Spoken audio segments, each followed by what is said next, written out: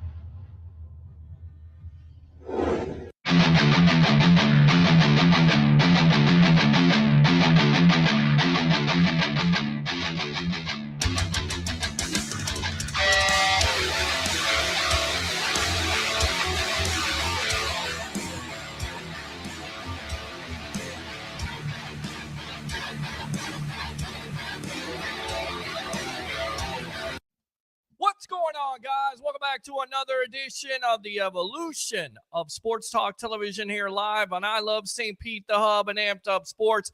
It's the Sports Web. I'm your host, Peter Blake, giving you something to think about. And how about your Tampa Bay Rays?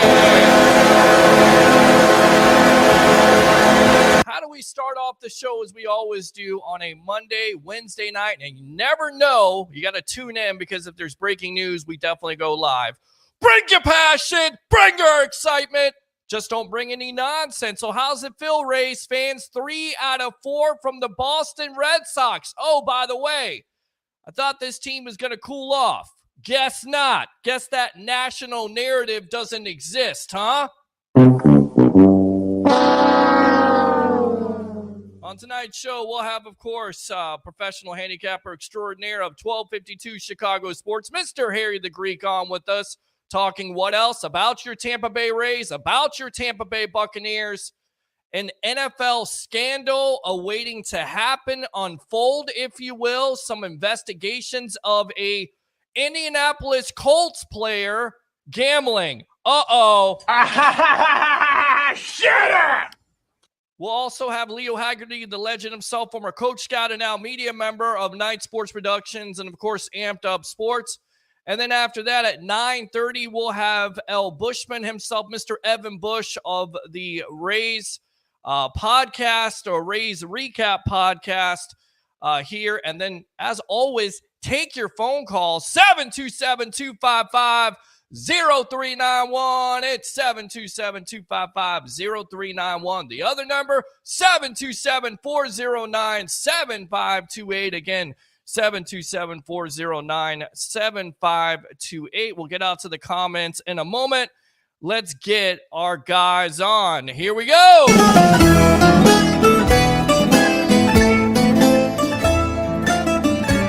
Professional handicapper extraordinaire of 1250 Chicago Sports, Mr. Harry the Greek. Welcome to the evolution tonight, my friend. How you doing? Pretty good, Peter. How are you tonight? Sorry, but I don't want the host setup tonight. Just going with the, the Mancini. The Ralph Williams setup. Oh, the Ralph Williams setup? Okay. Yes, sir. We got to do the Ralph Williams setup, And, of course, he is a part of now Amped Up Sports, so congratulations to him. Always a good acquisition, especially with this man right here, who is the legend himself. Let's go ahead and get him on. Look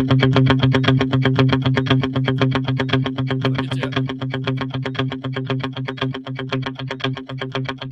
Former coach, scout, and now media member of Night Sports Productions, Amped Up Sports, Night Sports Productions, excuse me, Mr. Leo Haggerty. What's going on, buddy?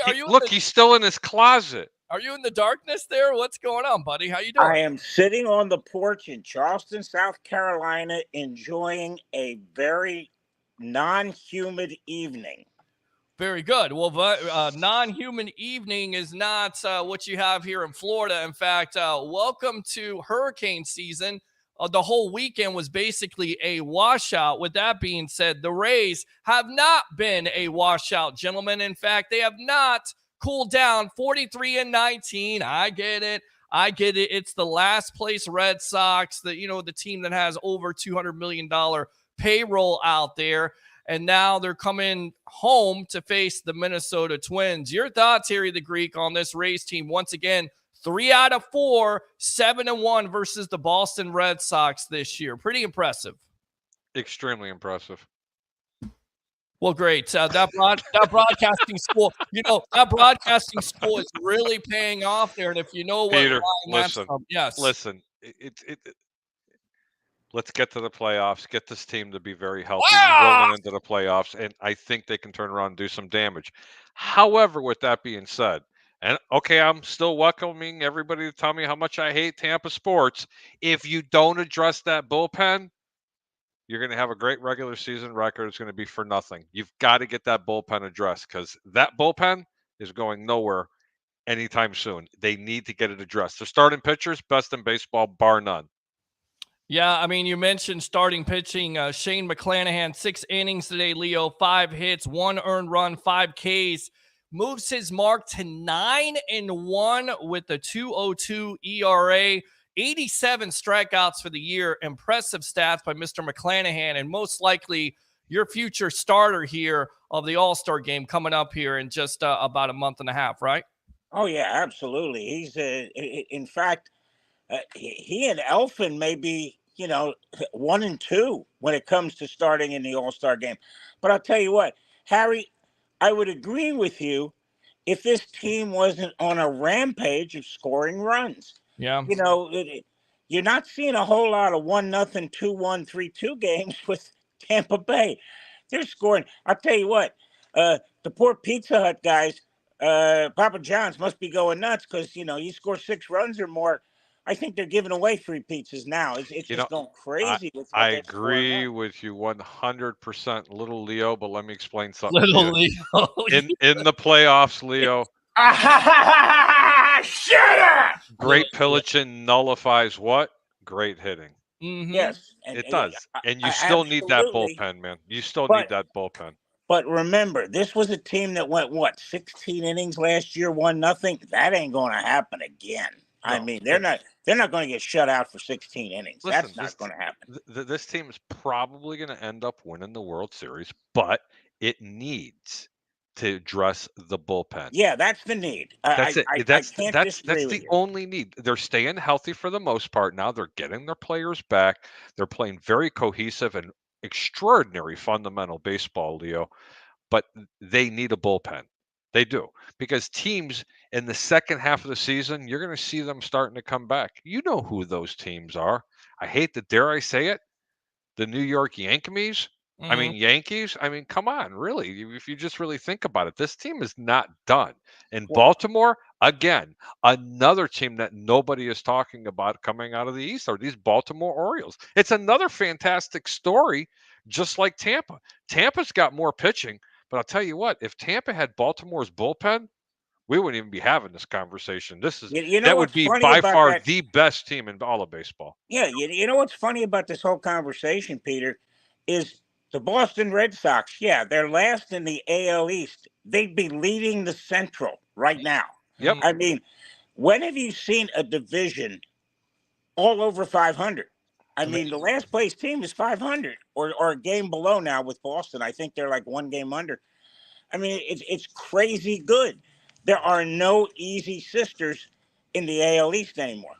Yeah, these are Leo in sports. Sorry, I need to interject here, but in sports, no matter what team it, I mean, no matter what it is, NBA, NHL, MLB, or even the NFL.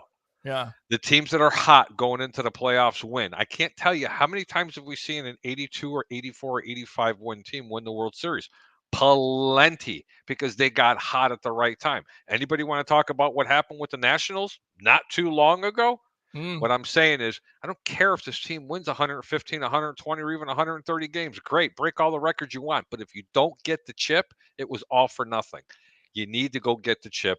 Go out and get a couple of bullpens arms. Stop being cheap asses, as the Sternbergs are, and let them go ahead and put a product on this field, because this team is built to win now, not tomorrow, not yesterday, today.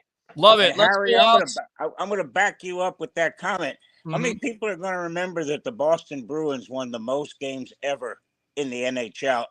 Oh, they got eliminated in the first round. No one's going to talk about that. Nope. You're exactly right. It's true. Nope. Let's go out to the comments here. I don't want to neglect these guys. You're on the Sports Web, the evolution of sports talk television. I'm your host, Peter Blake, along with Harry the Greek, professional handicapper extraordinaire of 1252 Chicago Sports. And, of course, the legend himself, Mr. Leo Haggerty, former Coach Scout and now media member of Night Sports Productions and Amped Up Sports. First is Two Giant Goofballs. Thanks a lot for tuning in. Oh, yeah. My boys, the Two Giant Goofballs. That's Andrew Davis himself.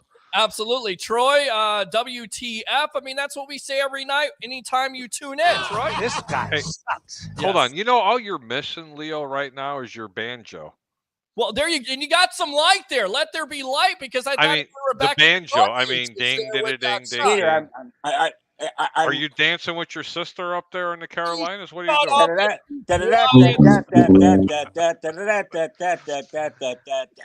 You know what? Dueling banjos.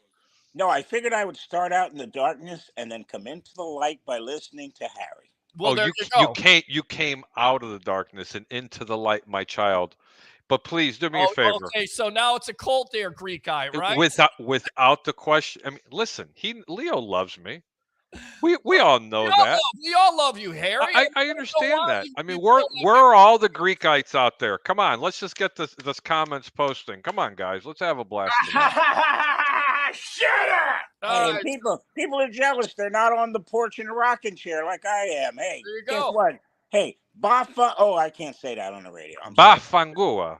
Yeah, that's what I'm I talking. don't know That's what what you it- just said, but God bless You you. wouldn't. You know what? It said, Peter, you're a very nice guy. Okay. To all my friends in Philly and Opa. Jersey, don't interpret what I just said. Yeah. Not at all. All right.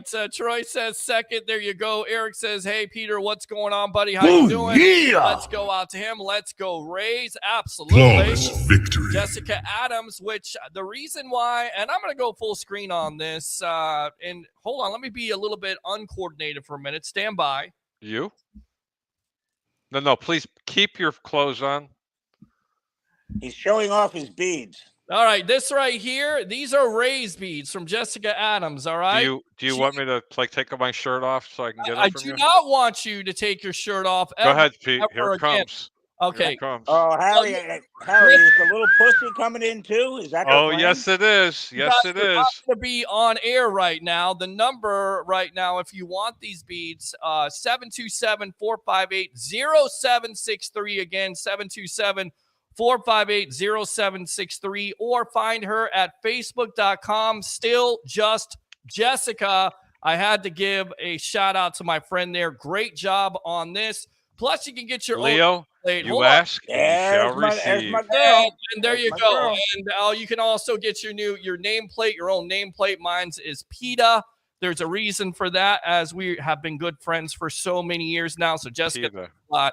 yes, PETA, like Hi, Bandit. from Hi, the baby. Family Guy. So there you go. Rays are friggin' amazing. Absolutely. Hey, Peter, I'm working right now, but I'll be home in about 20 minutes, and I'm going to join you. All right. Sounds good. Oh, yeah. Let's go out to Christopher Cole. Evening, everyone. KR says, hey, y'all, what's going on, Kevin?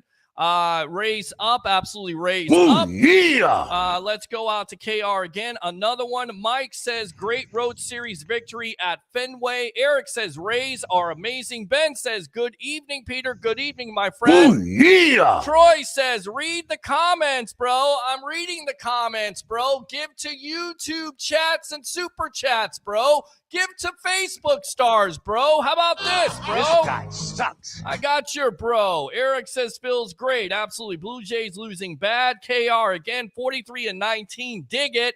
KR here. The Greek is better. Keep his bets high on the Rays. You better keep your bets high on the Rays, says Kevin. Are you taking that advice there from Kevin? KR? Well, brother, you see, you can't keep your bets high. What do I always say? Keep your bets low and make your returns high. That's what you want to do. Otherwise, you get a bunch of this. Okay, enough of you right now with that. All right, let's go out to KR. Okay, good stuff there. Jessica says, ha ha. Jessica, again, go Tigers. Laugh out loud. That's the Clemson Tigers. For you, Leo, I know how much you love them. I love Clemson. Cole, it's not. Oh, Tigers. It's how you finish. Just ask the 2019 Tampa Bay Lightning. Troy says, pray to God, y'all, don't talk about baseball. It's been driving our viewers away. You know what? Maybe it'll drive you away. Bye, Troy. Shut up! Let's go out to Christopher Cole. Call in, Troy. Talk about what you want. Troy, again, Leo providing us with bad camera view as an angle. Turn the light on, bro. I'll tell you what, let's go out to the phone lines. Welcome to the Evolution, y'all, with yours truly, along with Harry, the Greek professional handicapper extraordinaire, and, of course, the legend himself, Mr. Leo Haggerty. What do you have to say? Welcome to the Sports Web. You know who this is. Who is this? Eric. Oh, what's going on, Eric? What do you think about your Tampa Bay Rays now being 43-19? Fantastic. Man, Brandon Lowe was the problem. You guys see that? Everyone saying Brandon Lowe was the problem. Well, and that was the other story here. Eric alludes to it. I mean, your thoughts on Brandon Lowe, and I'll just say this. We had Roberto Hernandez on Please. I don't want to hear anything about Brandon Lowe being a problem on this team. Brandon Lau. Brandon Lowe. I'm sorry, Lowe this, okay? But let me explain something to you. Okay, Lowe this to you. This guy sucks. There's a reason why this guy's on the team. He's going to knock 30 homers in the course of a year. Stop it. Stop it. What have you done this year so far? Well, that's But that was then. I mean, everybody's going to have their highs and lows. Let me explain something to you. You want this man, if this team is still winning and not having him hit a whole bunch of home runs, thank me later in the season when he does turn it on in the playoffs when the other half of the lineup ain't producing. Well, yeah, you're right. Makes sense. And he's 199, 9 home runs. And what we come to find out today, Eric, is that it could be a back trouble. He's had this injury before in the past. Today, but it got called back. We had a 2 home. It got called back. The home run early in the game. Well, yes, the two home runs. Eric, tell us the truth. You really are a Yankee fan, aren't you? No, I'm not. I'm a Rays fan. I live in Tampa. Oh, come on. I know. I heard, hey, the grapevine, the people keeps telling me you're a Boston and a New York fan. I'll tell you right now, I'm going to go out to Leo here. Do you think this is the reason why Brandon Lau has struggled all year long with the 199 average because of this? 6 runs today without him. You could have more. Well, you scored 4 runs, 4-1, but Brandon Lau is still a bopper. Low. Why am He's on a low right now. It's Lau. It's Brandon Lau, not Brandon Lowe. Yeah, Josh Lowe, Brandon Lau. Stop. Leo, he's killing me here. I'm going to have to get Harry out of here in a minute. Please. Can we call this Champion Bay? Can we call this Championship Bay? Yes, Tampa Bay. Absolutely. Yes, sir. Or Champ Bay? Champa Bay. Yeah, Chump Bay, Champa Bay, either or, it's fine. Okay. Enough of you tonight, Harry. Shut up! All right. Hey, guys, we're going to the World Series now. Everyone's thinking that this is the World Series team. We got the best team in the league. We're going to the top of the top. I like his attitude. I like it a lot. All right. Oh, You know what, guys? Though here's the problem: Is this when you get to the playoffs, the pitching staff shrinks. Right. You don't go 1, 2, 3, 4, 5. You got 1, 2, 3, and sometimes just 1 and 2, depending upon the weather. You're not pitching your number 4 guy against their number 4 guy. You're going with McClanahan, Gasnow, and probably Elfin. But right now, so that's the whole thing. It's a whole different animal when you get to the playoffs. All right. Good stuff, Eric. Thanks a lot for the call. Appreciate it as always, my friend. All right. Easy. Hello? Yep. Appreciate the call. Thanks for calling, Eric. Good stuff. Open phone line 727-255-0391. It's 727-255-0391. The other number 409-7528. Again, 409-7528. We got also Tampa Bay Ray coming on here in just a little bit. Buddy. As we got Mr. Leo Haggerty on a pitch count tonight. And also El Bushman in the building at 9:30. Let me ask you this, Leo, because I was kind of alluding to it. Do you think that's the reason why Brandon Lau, not Low. Genius. He's on a low right now. Shut up. Leo, do you think this is the reason why he struggled is because of these lingering back issues? You know, at least I didn't call him Crash Cow. You called him, it's Glass now, not Crash now. Okay. Ouch. That's painful. That's what he said, though. No, I didn't say that. You better go back to the tape. And you know what? You actually said Cash Cow. I just got done listening to it. I didn't say that. That was what Leo said. And you're attacking Leo again. You better stop it. All right, Leo, go ahead. I love Leo. Sorry, Leo. Yeah, little Leo. All right, go ahead, Leo. From Harry, love from Harry there. Brandon Lau, is that the reason why he's struggling is because of that lingering back issue? Absolutely. And again, you're talking about a guy who's trying to hit that has a back problem. Now he's got to try to readjust his swing so he doesn't, have back pain. And again, that's a problem. Now, the funny thing is, Peter, a guy hitting 199 for the Rays last year would have been in the middle of the order. That's how much this team has changed and improved when it comes to offense. So, yeah, I think the big thing is if he's got a back issue, let's sit him down now, get it healthy. Because, Harry, I agree with you. Hey, you make your money in October. You don't make it in May and June. No, you make a paycheck in May and June, but you make your money in October, right, Bandit? Well, there you go. Bandit even agrees. Yes, he does. Leo, why we still have you on, and I hope Ray does join us really quick. I did want to touch on something. I mean, everybody knows I'm an advocate for responsible gaming and gambling, whether it's pari-mutuel with the horses or greyhounds or even sports betting. But I talked about it. I stood on a soapbox and I was shouting from the mountaintops, don't allow these venues to have wagering. What the hell is going on in Indianapolis? Well, and I tell you, Over 100 wagers were made, and a lot of them were on his team. And this is coming from someone that knows a little bit about this kind of stuff because I've been friends with one Pete Rose for many, many, many years. What's going to happen to this guy? And I'm dying for someone to ask me the $1 million question. How did this all come about, and why did it come out? I'm waiting. well, I want to know, why did it all come out? I mean, they opened up Pandora's box because they got into bed with DraftKings and all these other betting outlets at the end of the day. And then, of course, putting a professional team in Vegas, and we'll get you on in a moment, Tampa Bay Ray Kennedy. Stand by. You know what, Go guys? ahead. Let me take this back, way back. Mm. Paul Hornung, Alex Karras. Oh my God, great Both players. were banned for a year for gambling. Now, catch this, fellas, betting on their own team to win. That goes back way back. And I'll tell you what, Harry, you're exactly right. They got to shut these gambling things down where the venue is because there's just way too much happening. It's going to extend into the referees, Leo, and I'm going to explain why I'm saying this. It's already happened in the NBA. It happened about 5 or 6 years ago where a couple of refs actually got nailed. What in the world is going to stop a referee from giving a sign or pulling on his earlobe and he's telling his brother-in-law on the 50-yard line at the top, hey, give me 25 yards. They're not hitting this prop bet on this next drive. They're not getting the first down. That's the problem. But the reason, in my opinion, and I don't know this to be 100% true, the National Football League is going to bury this. Well, they can't bury it. There's no way they can bury this. I promise you it will get buried. They're going to suspend him.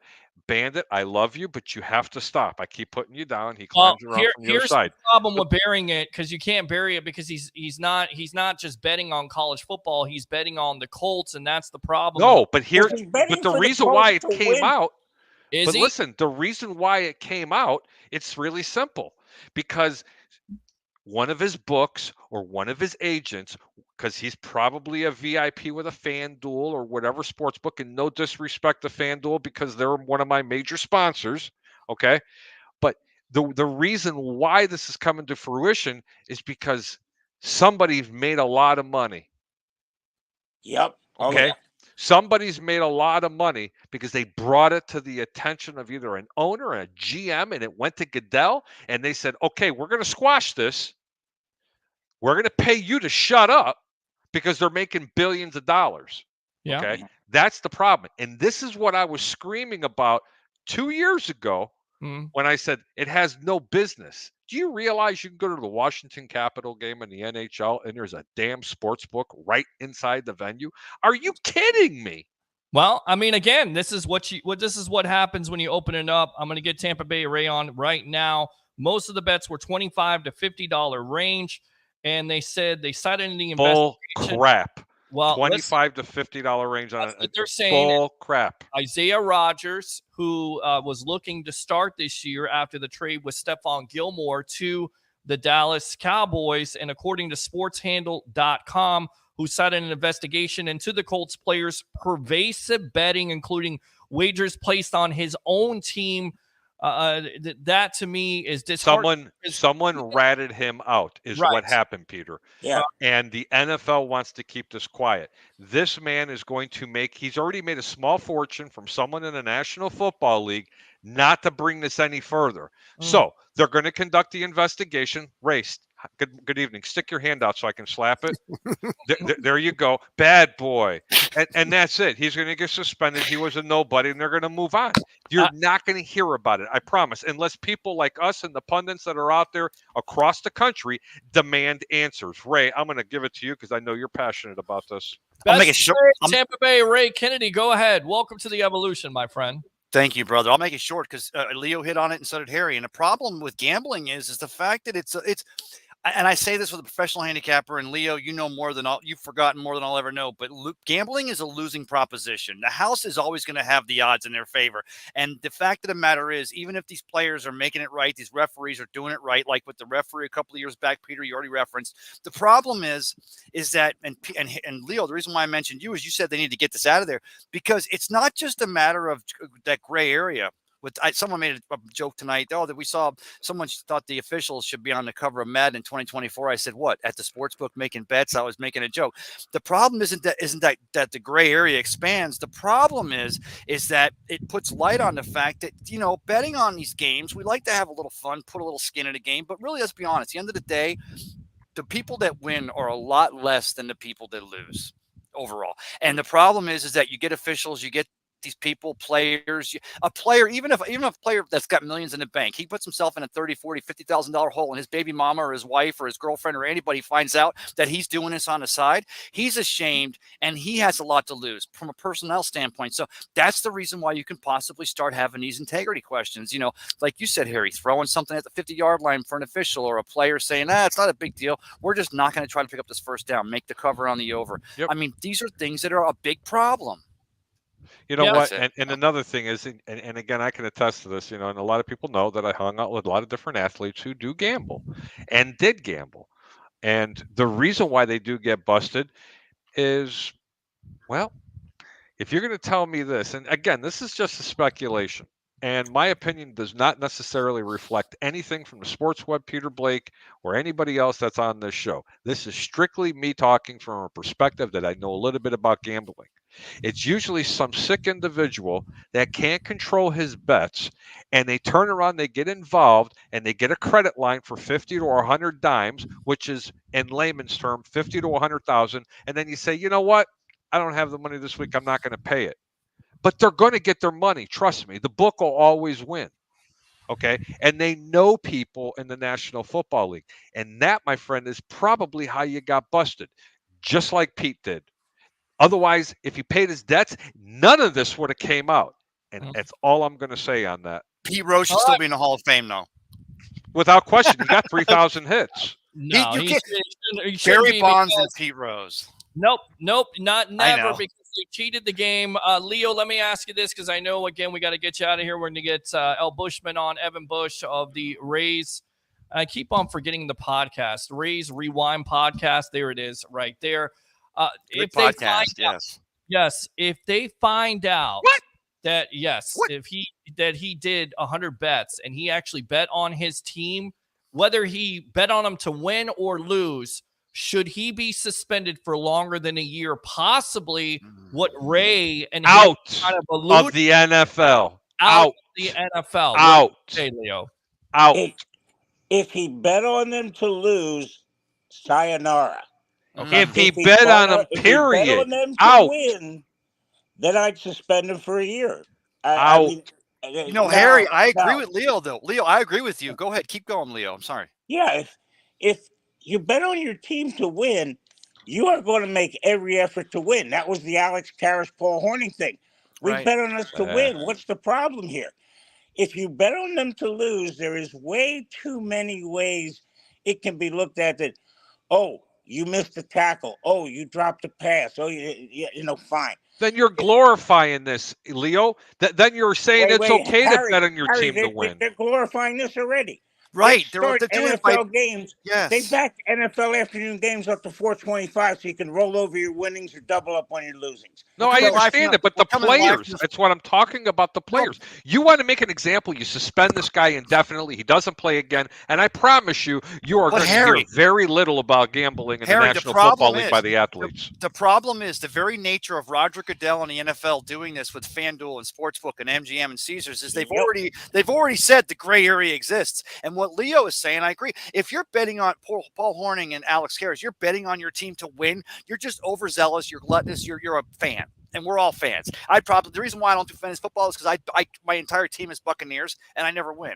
So the problem is, I know it's weird to say if he's gambling, but the NFL already crossed that line when they got into bed with all these, halftime's brought to you by FanDuel, pregame's brought to you by Caesars. The fact of the matter is that if they're betting against their team to lose, then they're using inside information. That's a whole different animal, isn't it, Ray? Right, but if they're betting on a Hold team to the- win, they're just laying a few beans because they know they're going to play hard and they think they have a good chance. I don't still agree with think, it. I still think whether he's betting on them to win or lose, there's so much doubt there. At the end of the day, it's about the integrity of the game. You have Thank to you. win him for longer than a year. What's the doubt if you're betting on them to win, Peter? And There's what no integrity? doubt. They lost their integrity when they got in bed with legalized gambling in the first Yeah. place. Let's be You honest. don't know, but the rules Very great points by everybody, but Right. I have one Rules thing to have ask. stated that you cannot gamble on your team, against your team, on Yeah. another team. That's how it is. If That's the it's rule. NFL, I is have a putting that question. rule out there. Yes, and then we got to get out to El Bushman. Stand by, El. This is very important, and I need to see Ray. Okay, go ahead. We'll go ahead and go four-way here, Leo. I'll Stand. Ray, I'll be right Right. home, honey. I know, honey, but can you do me a favor? Can you please show me which way the beach is? There you go, baby. Sun's out, guns out. That's All right. right. Now that's what a 50-plus-year-old man does right there. On that note, Leo Haggerty, thanks a lot for your time here on the Evolution of Sports Talk. Much Show. love, Leo. You're the best, Leo. Good to see you, I'll brother. talk to you Wednesday, guys. Have a great one. He's going to Hey. be back on Wednesday by request. So 2 days of Leo Haggerty. Let's go out to this guy right here, Mr. El Bushman himself of the Raise Rewind podcast. The Welcome Bush. to Evolution, my friend. What's and I up, got to guys? ask you, because you covered football before, what do you Mhm. think of the whole gambling aspect in the National Football League? Hi, Evan. Hi guys. I will say this, Ray. I mean, are you on the TRT or what are you doing with the pull-ups and the push-ups, bro? The Jeez, pull-ups. you got some guns going on there, man. Well, see- You're sponsored by the TRT, bro. That's the irony is I'm sponsored by a TRT, but I am wearing pull-ups because I'm 53 years old. So So there yeah. you go.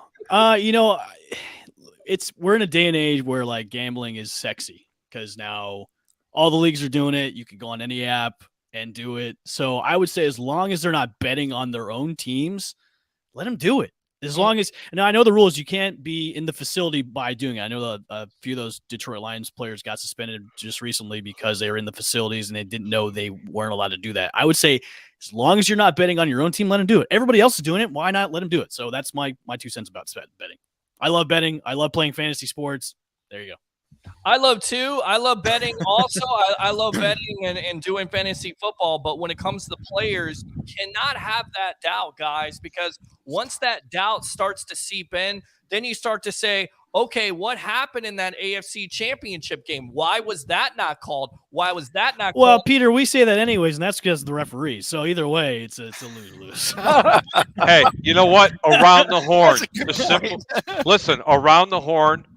All four of us get up here. Simple yes or no questions I have to ask. Peter, I'm going to ask you first. You ready? Yep.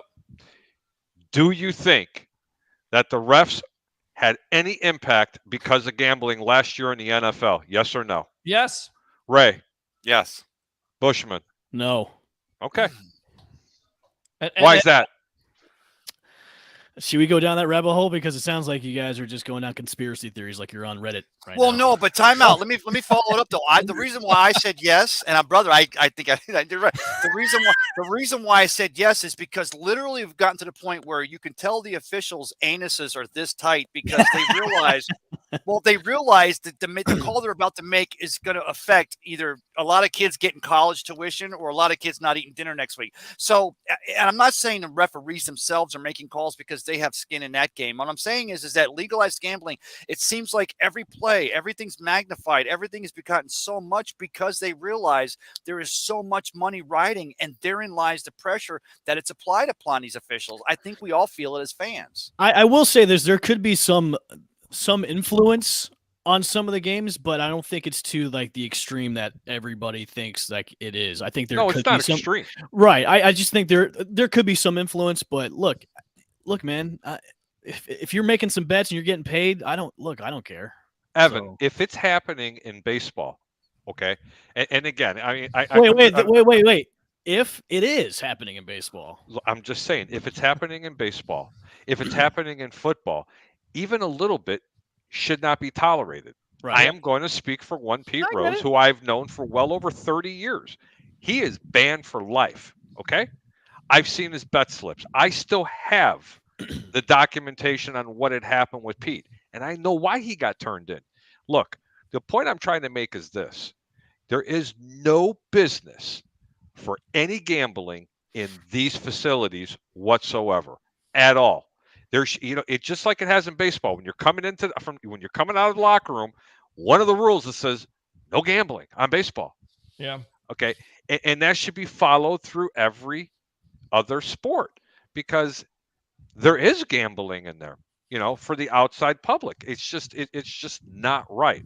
So no, it's not Reddit, and I don't live in a little hole. There's a lot of people that I do know that are on different sports teams, and I know previous athletes who do gamble, who gambled even back then, which I will Sean take King. that to my I'm just kidding. I'm sorry. which I will take that to my grave.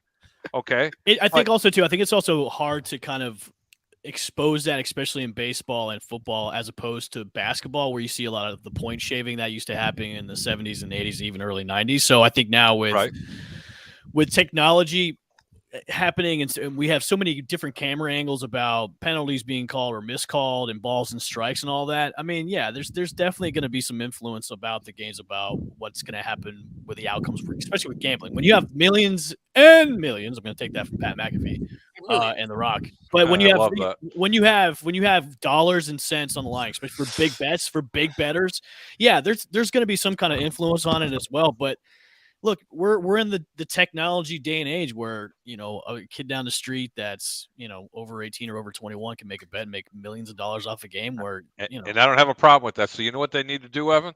Yeah.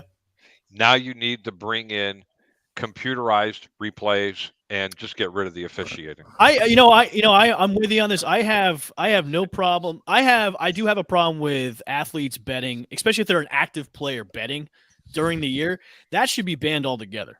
I mean, you're making that's the point I'm trying to make. Okay, then yeah, I'm fine with that. I mean, you're making millions of dollars anyways. Why are you making parlays and trying to win big on a parlay bet that you're doing anyways during the year? So yeah, I totally agree with that. Yeah, it should be banned altogether for an active athlete right now. You should not be able to bet whatsoever. Now, if you want to bet on other sports besides your own, go ahead, but don't bet on your own.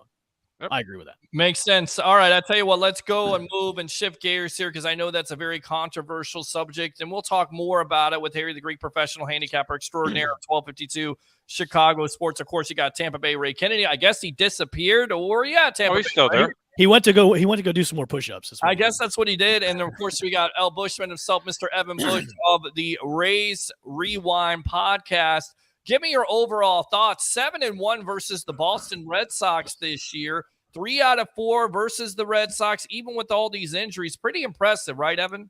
Yeah, we actually talked about this on my Friday show, the Rays Rewind podcast, and today we just recorded our episode. As soon as I jumped off of here, we just recorded a couple minutes ago, which you could catch tomorrow morning at 9 a.m., the Rays Rewind podcast, at Rays Rewind Pod on Twitter and on Believe Podcast Network. Yeah, man, it's we went into it saying, hey, 3 out of 4 is going to be a good, especially on the you lost they lost the series against the Cubbies, so you want to come in the Fenway where you're happy to know that the Red Sox stink and their infield stinks.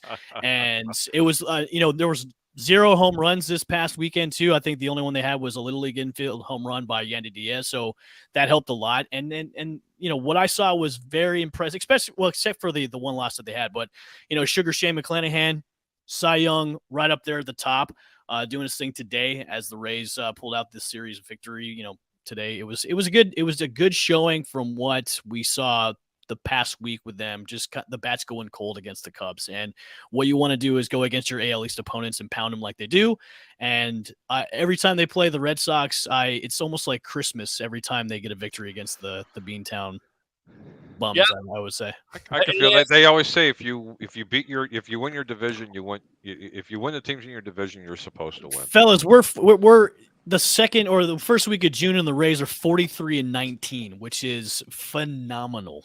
Pete, go back to you, Harry, and I were sitting there preseason. It was back in March, and you said how many wins for the Rays in 23. And I started with 100. I said we're starting with 100, going up from there. And as crazy as it seemed, it was because I saw Eflin and Springs, and I knew Glasnow coming back, and I knew what McClanahan and Rasmussen. But the surprise so far in 2023 has been these bats, and that's one thing I think Rays fans have had the most excitement in grabbing, because even with the hit show, even with McCracken, even with Jose Canseco, and all the times we tried to find hits, we've now got the most potent offense in the entire Major League Baseball, and that's been so exciting in 2023. I got to ask you, Evan, how concerned are you about Jose Siri being shoulder injury day to day? I mean, he's been definitely one of the big time stories of this lineup. I mean, top for high home runs. Not concerned at all, because we talked about this too. It's like, look, if we have a guy that's injured, or if we have a guy that's struggling like Brandon Lau is, we've got good enough players in our farm system, also on the bench, that's the next man up. So, I don't have any kind of concern with it whatsoever. They're going to make the necessary adjustments with Siri day to day. At least that's what they were saying. So I expect him probably be in the series this weekend against the Rangers. So I'm very optimistic. I don't think it's a big deal to worry about, especially with his injury. Evan, are you concerned about the bullpen, and that could be the Achilles heel actually going into the playoffs this year if they don't address that before the trade deadline? I'm not. I was concerned about it like about a month ago, but now we've got guys coming back, and they've already made some moves to put arms in to the bullpen as well. Look, I'd rather have them struggle now than struggle in the latter half of the season, especially going for the playoff push and winning the division and going into the playoffs and hopefully getting a World Series berth. I'd rather have them struggle now than later on. So you're not an advocate to go out and get some players for the No, I definitely am. They're going to be definitely I wouldn't say aggressive at the trade deadline, but they're going to be buying for relief pitchers. And we got done talking about this. Look, you don't want to tweak the offense right now. It's going great. You don't want to rock the boat or rattle anything when it comes to the offensive side, but when it comes to the pitching, you got to get some arms. You got to get some stable. You got to get some horses in the stable, as they per se, when it comes to the relief pitching.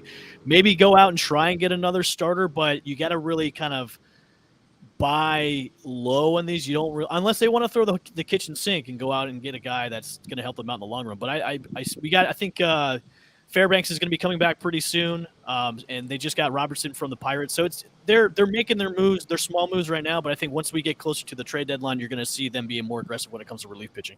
We know hold on, and we're on with Tampa Bay Ray, of course. Evan L. Bushman here, Bush of Rays. Who's the dope in the comments saying move the Rays to Canada? That's probably Troy. Yeah. Listen, and we talk about this all the time. Ray, Harry, we get very passionate about it. Hang on, Troy. That's Evan at the L Bushman. You can join his podcast at any time.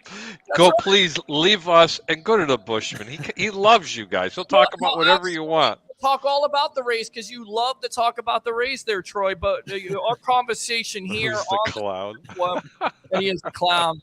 Harry and Ray kind of get into a disagreement. I feel like the Rays should go all in at the trading deadline or before here, Evan. If they have to make a trade, if you have to give up some prospects, you do that. The Rays haven't done that in the past. I think that could be. They would if they had a different owner. Well, let me ask you, Pete. Like, what's all in to you? Like, what's all in? Who are you going to get? Thank you, Evan. All in. Like, all in is, for me, personally. Keep it clean, Pete, okay? Keep it clean. If you have to give up a couple top prospects to get who? For who? Well, Evan, let me ask you this. Well, I could think of a couple of really good relief pitchers. But no, if the Rays go back and we sign Longoria to keep Longoria, we keep David Price, we don't trade him, we keep Matt Garza, the Rays don't continue to make these moves to not only have the best farm system in Major League Baseball, but to be in the American League East and win it 2 of the last 4 years and then 2 of the last 3 and then be in the American League Championship.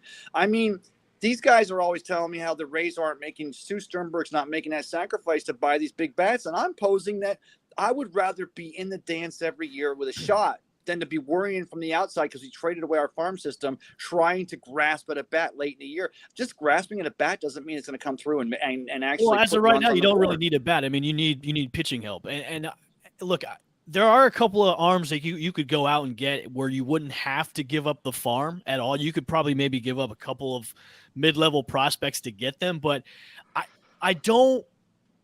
If this was the Rays last year, I'd say, yeah, make a huge move and make a big splash to go all the way. I mean, we saw that at the very end where they scored 1 run in a playoff series against the Guardians at the time. Evan, I should have actually led with this question because we usually do with every person on here that's a Rays fan or talks Rays.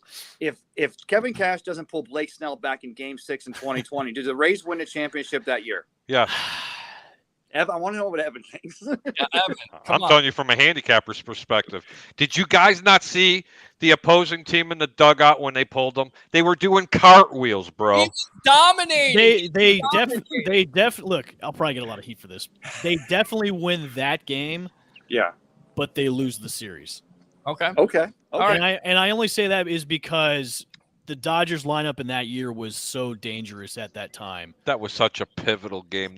Right. The Rays had better. The Rays had better the pitching. the pendulum and the momentum swang from the Rays side to the Dodgers side, and when that happened, I think I was live when that was going on from my podcast at the time, and I was like, "It's over. This is done.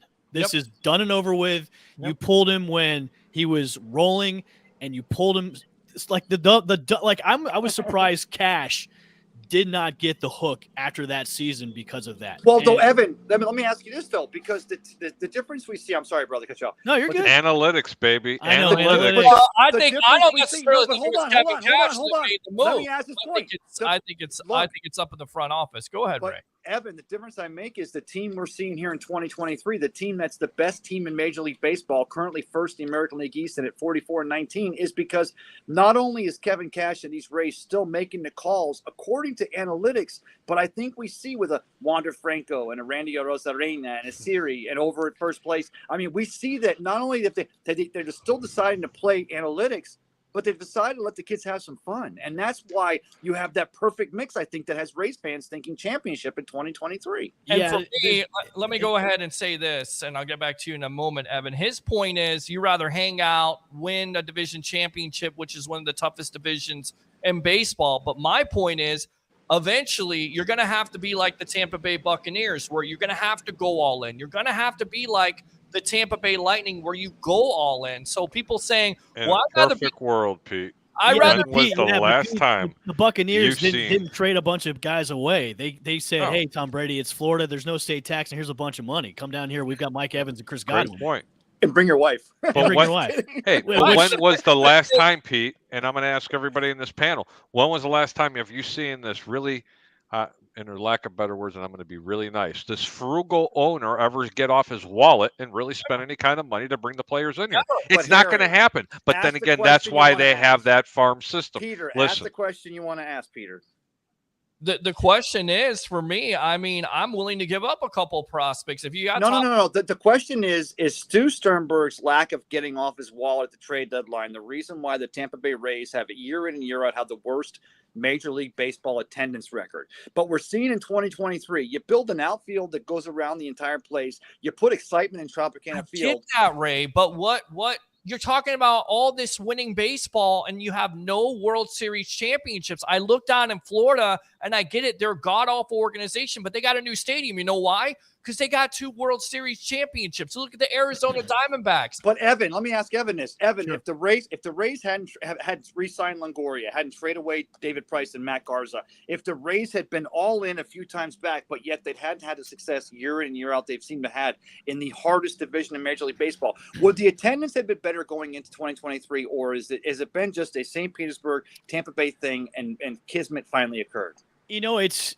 a hard question to answer because this year is so totally different from any other season we've seen since Stu has taken over the team, because I look at the start of the season where the marketing was different, the feel of the team was different. Like everything has been so different from past Rays teams. It's kind of hard to like explain what is going on, because you see the attendance levels, they've gone up.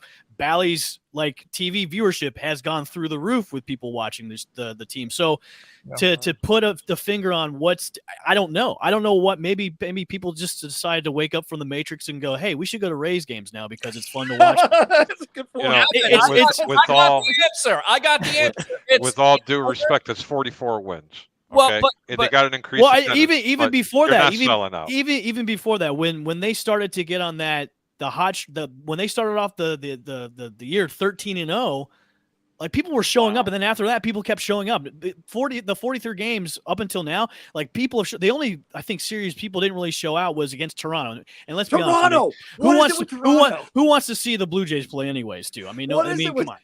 Evan, Well, I worked- listen. This is the reason why the Rays and their fandom has come out, because the owner has not talked about new stadium. We need this. We need that. They've lowered the prices. They've catered to the fans. You have Randy Land, and now the fans kind of believe. And I'm just saying, to keep the mo, as my co-host would say, Mr. Harry the Greek, in order to do that, if you have to make a big move to put you over the top, which the Rays have never Peter, done. I want to say this though. I think at this point in time, the big move, you don't really need a giant move right now. The only move you really need to make is maybe get another starter and maybe get a couple of bullpen guys. But like you don't have to really give up a lot to maybe get those. Yeah. So to make the big move, why not make a few small moves to fortify that bullpen and maybe get a starter instead of making the all in? Because if you make a few other moves, you're going to be good to go the rest of the way. Well, Evan, here's the thing, though. Here's the thing, because Peter and I have had this debate going back years, and Peter's my brother, and so is Harry. But Evan, I think Evan and I, so are you.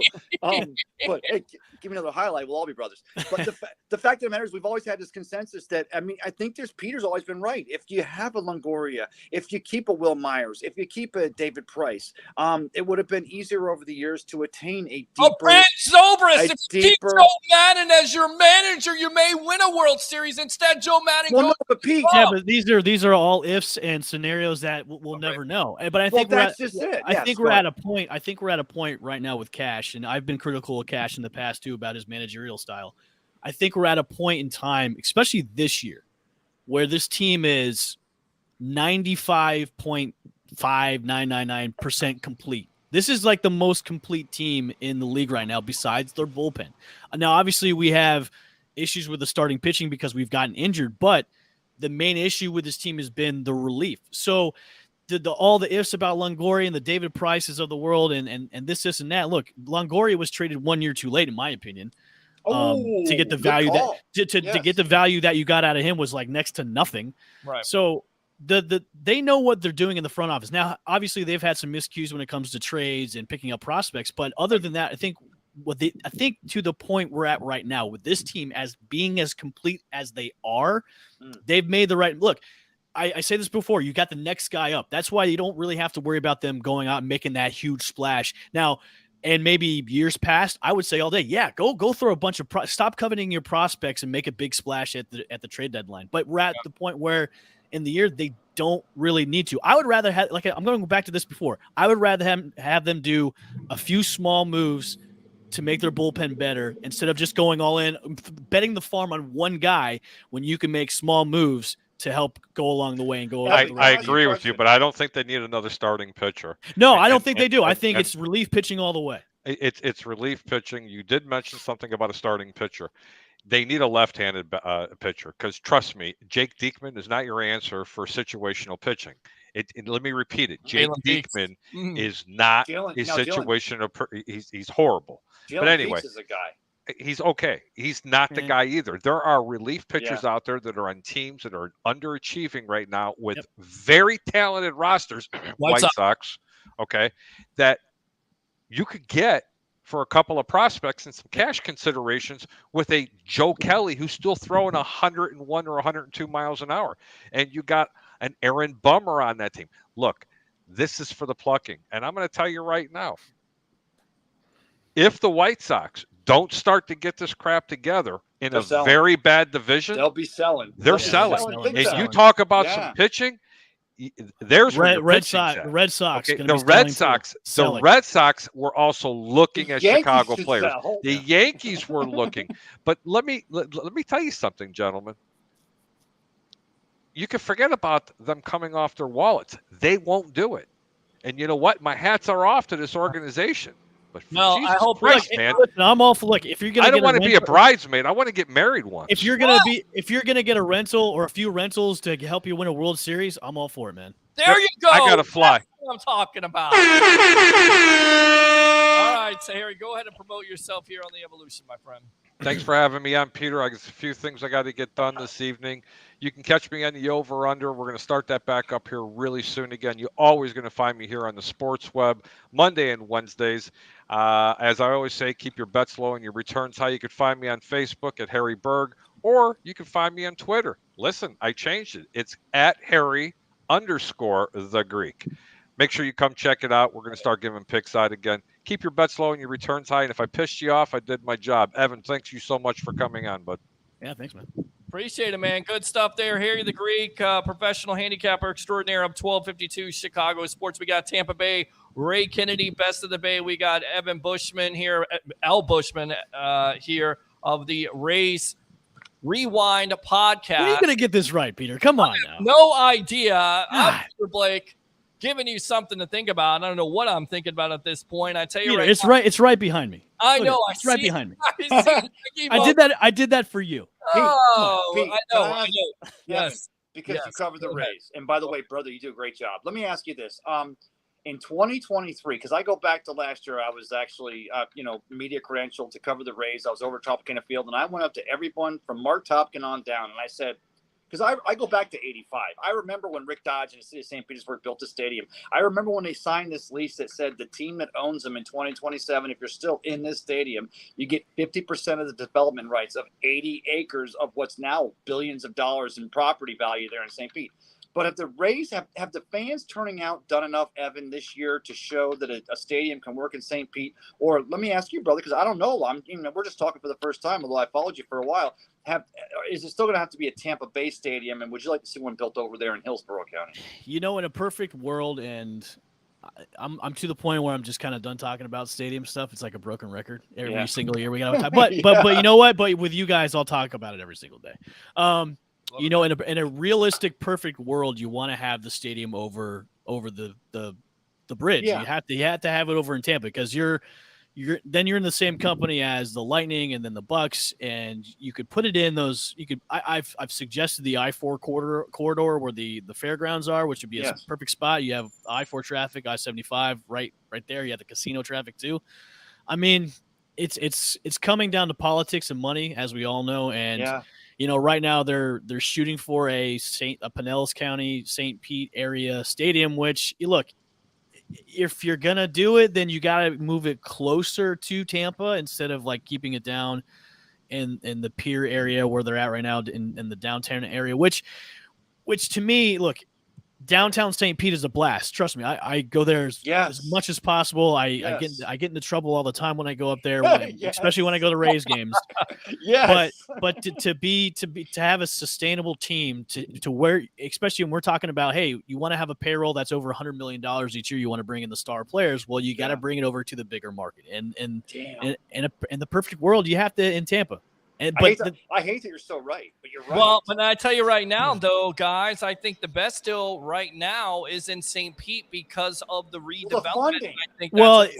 So that's still that. I mean, how long are you going to wait for the redevelopment to happen? I mean, they have all these plans, and they've been trying to get this deal done for the stadium for almost 20 years, it seems like. And I think it is getting close to 20 years. And the thing is, though, we have the sun runner from the beach to the bay to the beaches, and so we're starting to get the infrastructure there. Because I'll work it back to like you just said a few minutes ago, Evan. I worked at Tropicana Field for a few years, and for some reason, Toronto Blue Jays people just stay away and drove. And even with the best team in baseball setting records going back 100 years, Toronto came into town last month, and we had like 700 people and a service squirrel over at the stadium. Did not have 700 people, but it was like that. And 8,000. This guy sucks. All right, let me go out here, Evan Bushman, about the injury situation. Two guys that are very controversial when it comes to this Rays fan base. First and foremost, you have Brandon Lau. The dog. He went on the IL. Thank you. Yes, dog. The Rays got crap for signing Brandon Lau to that futures contract early on, but they realized they had a guy developing in their system. He's had a bit of a bad run, but this kid can play though, right, Evan?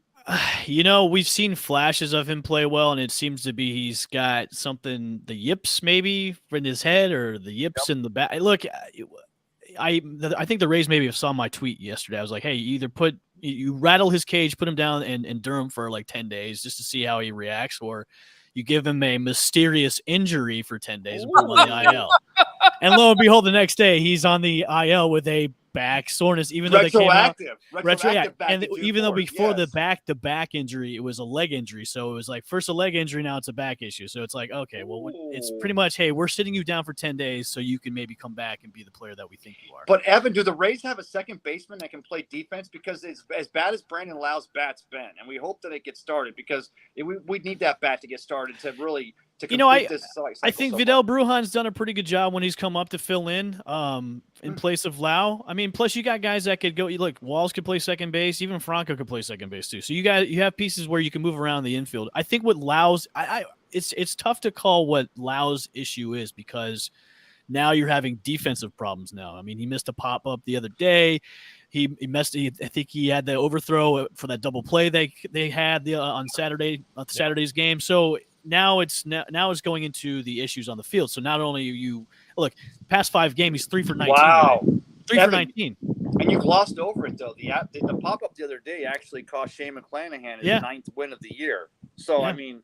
Or was that the 9th or would it have been 10th? I think it would have been the 10th. He got the 9th today. It would have been the 10th. But I mean, but that cost him because that was a big pop up that Brandon Lau, who's struggling at the plate, has to make in the defensive side. So we'll see. I mean, the 10 days down on 10 days on the IL. Sorry, with a mysterious back injury. Retroactive, by the way. Right.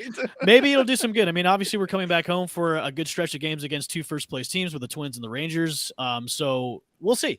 I mean, it's really a conundrum right now, but it's an okay problem to have because the offense is not struggling with him, which is a good thing. So the offense is going to be okay without him. So whatever he needs to get right, maybe go home, rest a few days with his wife and kid, because I know he's juggling that life with his new kid. So I mean, that's come back up, be refreshed, and come out and hit. But I love the GMs on Twitter and Facebook where everybody's calling for them to trade him or to release him or DFA him. It's like, okay, first of all, if you trade him, who's gonna go trade for him? His value is so low now. You get a washing machine and maybe a few nickels for a trade with Brandon Lau. So we still have a bag of balls, and even Roberto Hernandez said it, and fans have been questioning it.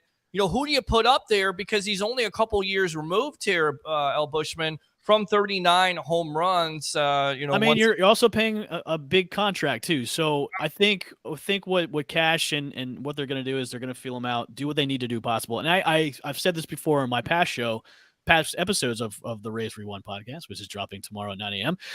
On the Believe Podcast Network and Spotify.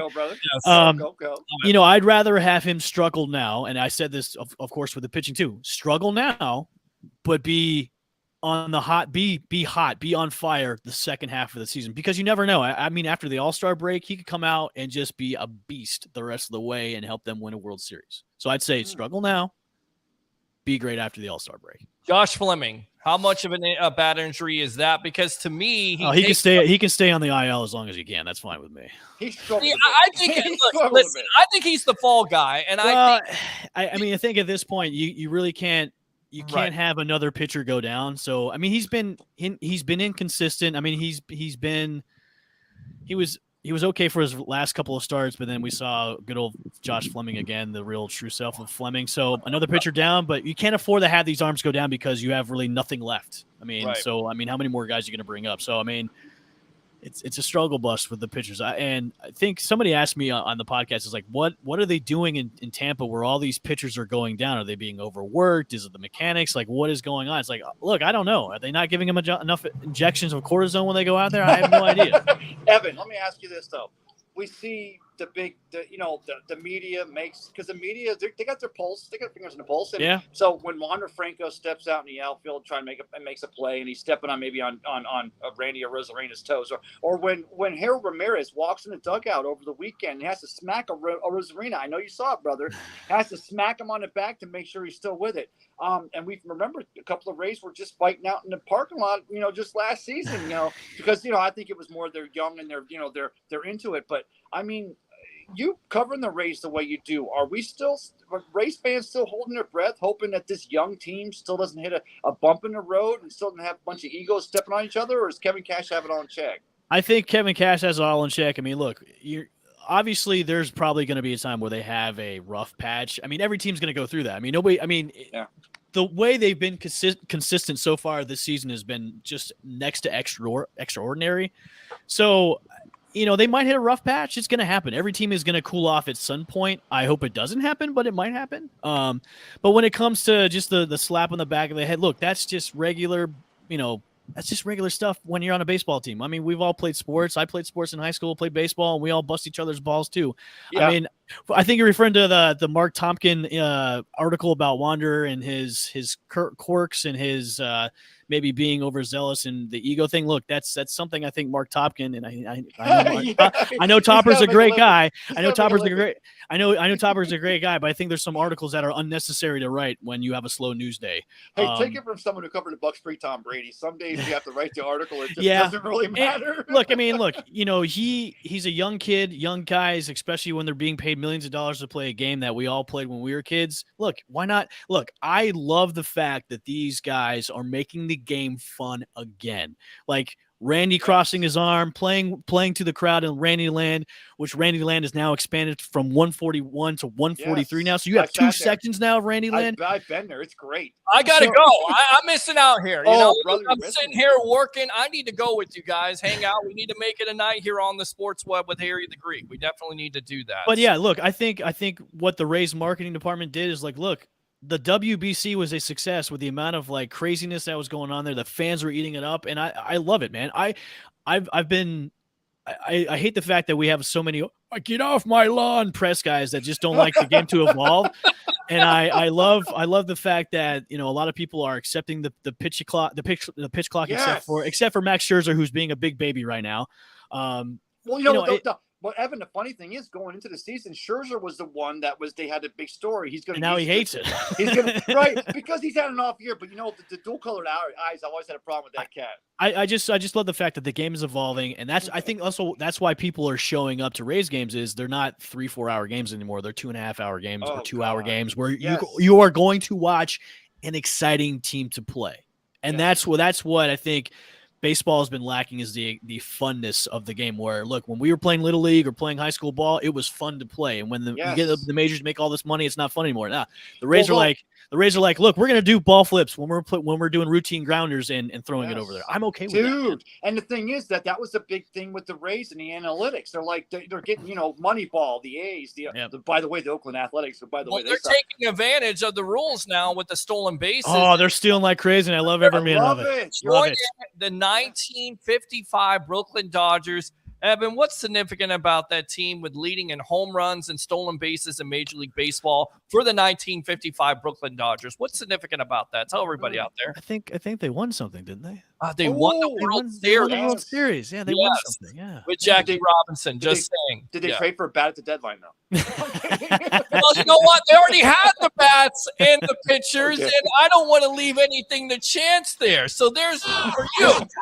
You know what the funny thing is though, if they go on and win the World Series, you're gonna have a lot of people like Red Sox and Yankees fans that are going, oh, well, you guys won because of the pitch clock and the new rules and the bases were bigger and we won 27 championships. Yeah, that's what you're gonna hear. Yeah. Well, you're still hearing the Rays are in 2020 were against the Dodgers during the World Series. Well, it's because of the bubble. No, it's not because we're the best team in the American League, and that's why. Again, Peter and I and Evan, I'm sorry I drug you into the argument earlier, but we've always had this argument that if the Rays would hold on to their superstars longer, it would be easier for young kids to want to buy those jerseys, to want to wear that Longoria, to want to wear that Carl Crawford. I kind of disagree with that because look, if you're not a toot to the business of baseball, then, and especially with Rays baseball, then you're not a Rays baseball fan because that's business as usual when it comes to not holding on to their star players or their prospects at the time. It's like, look, Evan Longoria it was time to go. Like David Price, it was time to go. And I think when, pulling that back in, that analytical side, these guys in the front office are going, look, we're trying to evolve here. And, these guys are getting to their 30s where, a lot of guys start to break down. And we saw, listen, there's only been a few guys that have really had success after the Rays. After that, like a lot of these guys, look, Carl Crawford signed a huge contract with the Boston Red Sox. What did he do in Boston? It's a good point. He Did he didn't play? do nothing. Didn't play. Nothing.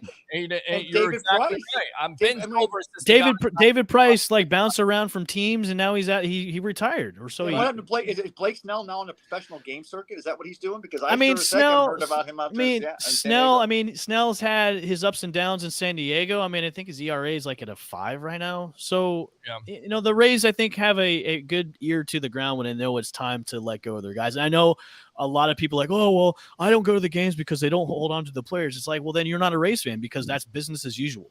And Evan, I would also pose and that's tough business because again, for me, it's like if you're trying to convince Yankee and Red Sox fans, and I feel like that's what you're trying to do, you're trying to convince them to come over, and you continue to get rid of fan favorites, then I think there's a case of why people don't show up. But I think it's more of, and me and Ray have also gotten into this and debated this on this show, is constant talk of stadium situation and constant talk of I can't sustain. You've got blue collar people here, Evan. All right, 32. They're not going to.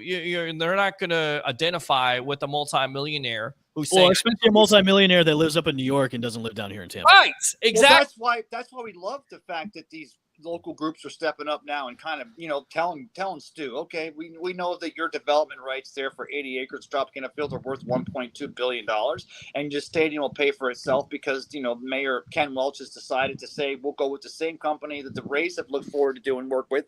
And I mean, it's all laid out there, and that's why I posed the question earlier to Evan, is because I see the Toronto series. We understand that getting over to St. Petersburg, if I lived in Tampa, driving to St. Petersburg during the week would be the last thing I want to do. You want to know why? Because I remember at the end of the game, I got to drive back over to Tampa and leave this beautiful peninsula on a peninsula, which is St. Petersburg. I mean, there's a lot of reasons. Well, luckily that the pitch clock has helped you out with that, because I know a lot of people that go to the games from Tampa are home before 10 sometimes. There you go. There you go. The Preach, rules are definitely working out at the end of the day. Evan, thanks a lot for your time. Go ahead and promote yourself on the Rays Rewind. There you go. He's reading the backdrop now. That's good.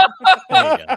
Go ahead, Evan. Yeah, as Peter would say, it's the Rays Rewind podcast, and if you look down there, it's the Rays Rewind pod at the Twitter handle, and you can follow me at the Bushman. Of course, new episodes of the Rays Rewind podcast drop every Tuesday morning at 9 a.m. Eastern Standard Time on the Believe Podcast Network and also Spotify. So make sure you go subscribe and follow and do all the social media stuff.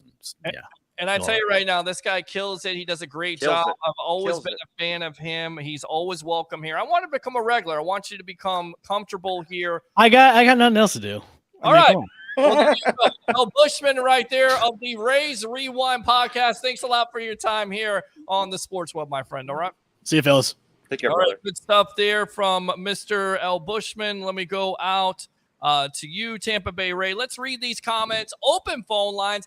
I feel like you guys just you don't think that you can call in when there's guests on. You can call in. Yes. 727-255-0391. It's 727-255-0391. The other number, 727-409-7528. Again, 727-409-7528. Now, Pete, yes. Is it true that that's actually the number on your burner phone? No, you have a burner phone. I don't have a burner phone. It's like two phone lines in case somebody can't get through, because everybody was complaining like, oh, I can't get through. You got both busy lines. So I opened up another. I'm actually paying for this other line, and it's like nobody's calling in. Bro, how do you get Evan Bushman? You told me Evan was coming on tonight. I couldn't get off soon enough tonight. I was like, oh, hold on a minute, time out. I've been watching Evan stuff. He does a great job. And that's when you've got the best team in Major League Baseball, you've got to have the best people on. And fortunately, the Sports Web seems to track them all in, doesn't it, brother? Well, we're working on somebody else from the Rays. Trust me, it's a big name, and you know who he is. We'll see if we can get him on here. Trust me. All right. Let's go out to Troy Palomar. Bad camera view as usual and bad comment as usual. This guy sucks. Eric says America League East is the best. Jessica says, yep, spend the money. And I think Ray just went out. So there goes Ray. He's done. Hopefully he comes back here. Let's keep on reading these comments. Oh, there he is. There he is right there. Tampa Bay Ray back. You had a blackout there. I don't know what happened. Yes. Mom called. Okay, well, there you go. Well, that's a good reason. If you don't know, I'm not going to try to take it off again here, but this right here, yes, Jessica Adams, that's what you want to contact. Let me go ahead and give you her information. I'll have to put the link is on my wall. Phone number 727-458-0763. Again, 727-458-0763. And Peter, let me go ahead and say here, the reason why that's so significant is because when I saw that she was doing those, she was making the gear, making the action. And I'm like, wait a minute, you see the yellow, you see the blue, automatically you realize this is the Rays, this is Franco, this is Yandy Diaz, this is Randy Rosarina. And I was like, I was shocked, and I actually had to do a quick search. Nobody else in not only Tampa Bay, but anywhere whose Rays fans are doing this. So definitely, if you want to, you wear the necklace, you wear the gear, and you wear the arm sleeve, people already know you're following the best team in Major League Baseball. So, I mean, I loved it. I love it too. I think it's a great idea. She's not trying to steal from the other guy. He does that for the players. She is doing it for the fans. So definitely, for the fans. Absolutely. It's for the fans. Cheap Tampa ownership never, says Andrew Fulbert. Oh, brother, where art thou? Says Mike. Thank you very much. Yeah. He's making a joke. South Carolina is beautiful. Eric says Tampa Bay. Jeremiah says from Shadow. Thanks a lot for tuning in as always, Shadow. Yeah. Jessica says take it off. There you go, right there. First time I think we've heard on the sports web a woman say take it off, not to you, but to me. So for that, let's go on to Jessica again. You're the best. Not you. Wayne says go Rays. Rays up. Let me go ahead and give you the Rays. Rays up. Mike says Peter Southsider Cat. KR, whelp on the cat. KR, again, the gambling in the NFL has only gotten worse with the promotion of the sports books, i.e. FanDuel and MGM Sports. We've talked about that. If you guys have something to say about it, because for me, if the NFL is going to take a stand on this issue, and he is found to have all these bets, and whether they're on his team or against his team, which I think there's people right now thinking not only is it on his team, but maybe against his team, he should be suspended for longer than a year and maybe kicked out of the league. As crazy as that sounds. But Peter, let me tell you, as every parent out there watching here on the Sports Web tonight, you guys, I'll give you an analogy. I don't know this analogy, but let's just hypothetical. If my kids find my med pen, they find my medically legal pen that I could smoke marijuana. How am I supposed to preach to them about not smoking marijuana? And the problem is that that's the, and I talked earlier with Leo and I was talking with him, that's the gray area that, I know it's a cash cow. I understand, FanDuel and this FanDuel Dome and the Caesars and the MGM. I understand all the money. And that's the reason why I talked about that. I don't want to turn people off to legalized gambling. I think everybody should have get it off. If you feel it, put a couple of dollars down on bet a crazy, a trifecta or a prop bet because, you're a fan. But at the end of the day, there's a lot of people making a lot of bets on a lot of games and the odds are not in their favor. And that's the reason why the legalized gambling can become such a problem. It's like me trying to tell my kids, oh, you guys know I smoke meth. Let me tell you why you shouldn't smoke meth. The problem is if you're smoking meth, it's kind of hard to preach to somebody why they shouldn't. Well, and to that point, the NFL has been very consistent on that issue or not issue. They've been very, very consistent with it is when it starts to affect their bottom line, that's when they start to care. Well, if that's the bottom line. Right. Then if it doesn't, then it's totally different. Give you an update right now. Florida just scored. So now it's 4-1 Vegas over Florida, game 2 of the Stanley Cup final. Let's watch KR. The Heat is in the NBA finals. The Florida Panthers. Well, I'm saying if the Panthers can't beat Vegas, but the Heat could beat the Nuggets. I think there's a way that the Heat could do it. It'll take 7 games, but we'll see. Are the Rays maybe thinking of adding another bat at the deadline? We've kind of talked about that, KR. You know where I'm at on it. I don't know if they need to add another bat. I think it's either an arm. I'm just not taking any chances. For me, I'm not. My favorite line from a movie is Casino. And remember, again, I keep on going back to this. They're offing everybody. And they go, yeah, Jimmy, he's a good guy. He's stand up. He's done all that. The guy goes, I take a chance. And they off him. That's what I'm saying. Like, if you have an opportunity to go out there and get a bat, you get a bat for that lineup. Whether you're But I'll tell you what, Evan said it, Bill Pete, because you lose Rasmussen to an extended injury and you lose Jeffrey Springs. And you still have you still have Glass now, you still have Sugar Shane, you have a young Taj Bradley. So the Rays and that fantastic farm system. But I mean, to be honest with you, and Evan said this, if the Rays were buying right now, You don't want to see him worry about trying to add a bat. Ask the Yankees what adding a big bat Giancarlo Stanton can do right now. But the Rays, the fact of the matter is, we can talk about the bullpen depth, but if they can add another starter.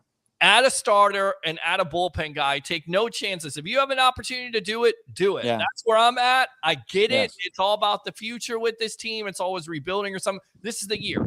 This is the year you take. This is the year. This is definitely the best year so far. We could talk 08. We could talk 2020. We could talk about the Rays getting screwed on the field there in Philadelphia with the weather, how it turned. We could talk about pulling Blake Snell in Game 6. But the fact of the matter is, it's a marathon, not a sprint. I'm not even sure if this Rays team's in the American League Championship. I'm not going to get gluttonous at this point, but I'm saying that this team right now, with the offense, the pitching, the defense, the talent that this Rays team has, and we talk about the bullpen, but this is definitely. You don't have another injury to the pitching staff, or Shush. And Yes. that's the thing. You're talking baseball, blah, blah, blah. Vance, here's what you get for that. Shitter! Love you, Vance. Bucks are going to beat Harry's Bears. A fighting Oh, war. yeah. All right, let's go. Now, out Peter, Vance let me here. ask you.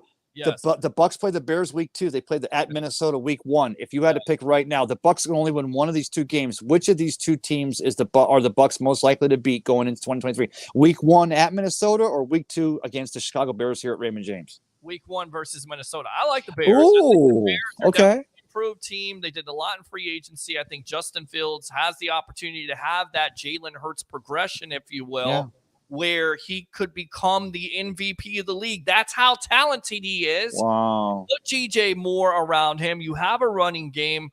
And Vegas just scored. So now it is 5-1 in game 2 of the Stanley Cup final, 5-1 over the Florida Panthers. So sorry about your luck, Panther fans. Stop flicking them off. I hate Vegas. Vegas. Vegas. The Vegas Knights. 58 days and wake up till football season. P.S. Love you, Pete. It's actually Don't forget.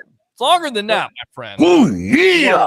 It is longer than that, but let's not forget the very first thing on if the Buccaneer fans are waking up tomorrow morning on Taco Tuesday here in Tampa Bay, you should open your calendar and the first thing you should be looking at the very next. We can talk about camps. We can talk about the third OTAs or phase 73. It should be Rondé Barber getting that gold jacket and getting into Canton. That's the next biggest event on Buccaneers fans. That should be the next biggest event. I completely agree. Who do you think gets into the Ring of Honor this year?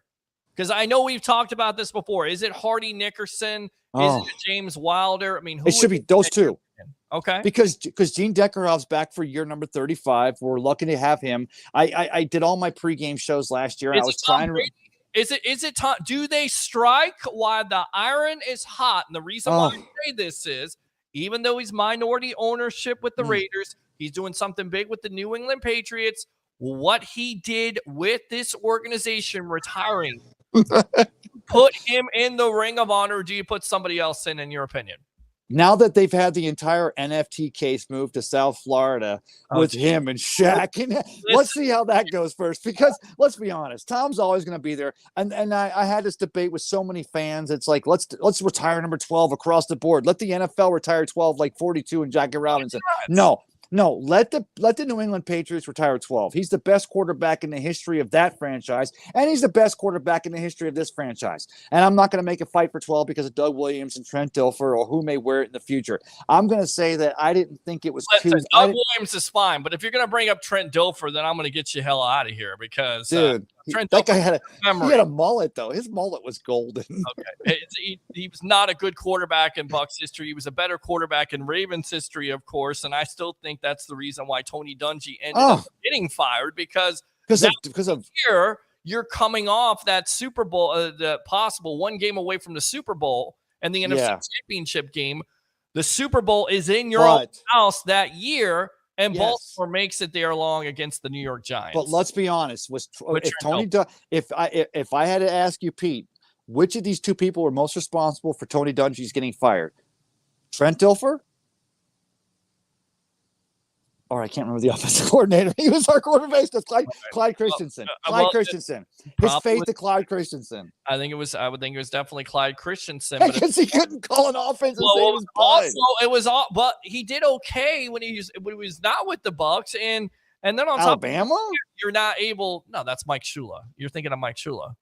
You're talking about Clyde Christensen was in Indianapolis, but he had Peyton Manning at quarterback, so that was a little. Also, there was a lot of feedback on Mike Shula. All right, it's more than 58 days. Hi, Leo Haggerty. Hi, Harry.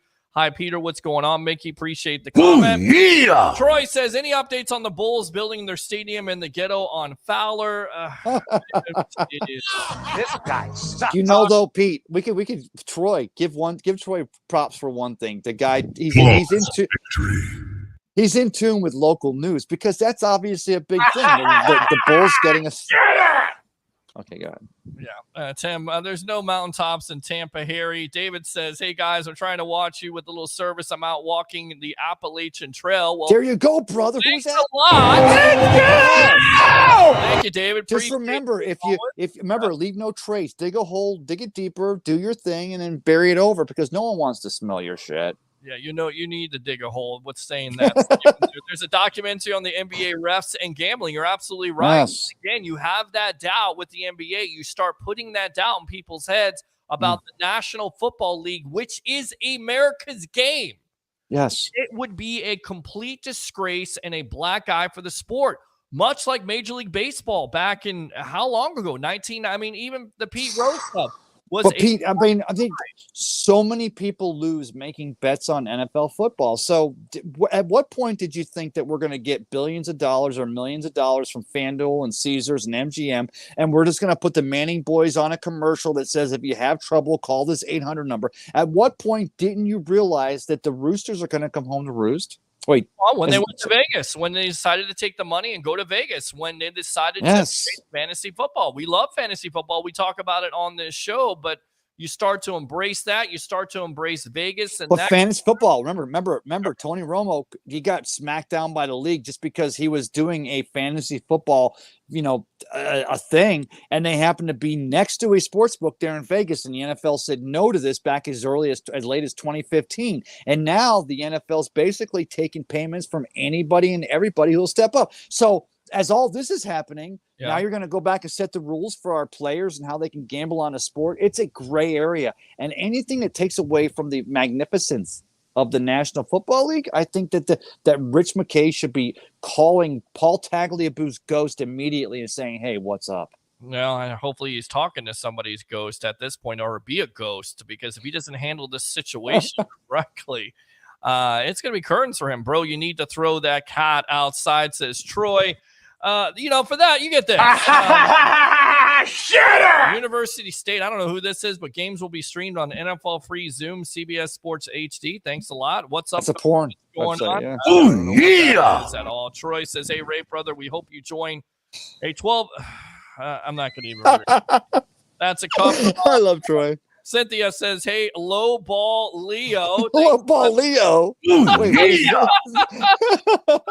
talking about Tim Donaghy at Ray. Yeah, he was Tim out Donaghy, yes. using the gambling system to his advantage, says KR. Great comment as always. Look at Calvin Ridley for same problem. He was gone a year. That's what I'm saying. It's already been set. So if you're talking about one or a couple bets, we don't know how many bets Calvin Ridley had, maybe a couple. You're talking about hundreds of bets, and then the possibility of betting on your own team, whether it's lose to win. You put that doubt in somebody's mind. You open up Pandora's box, and then you have fans saying, well, wait a minute. Is this WWE? Is this being planned? Why did the Colts lose so many? How about the game last year versus the Minnesota Vikings? How many times did he let Jefferson run past him? Or how many plays or how many tackles did he miss? That's the kind of stuff you're going to be looking at.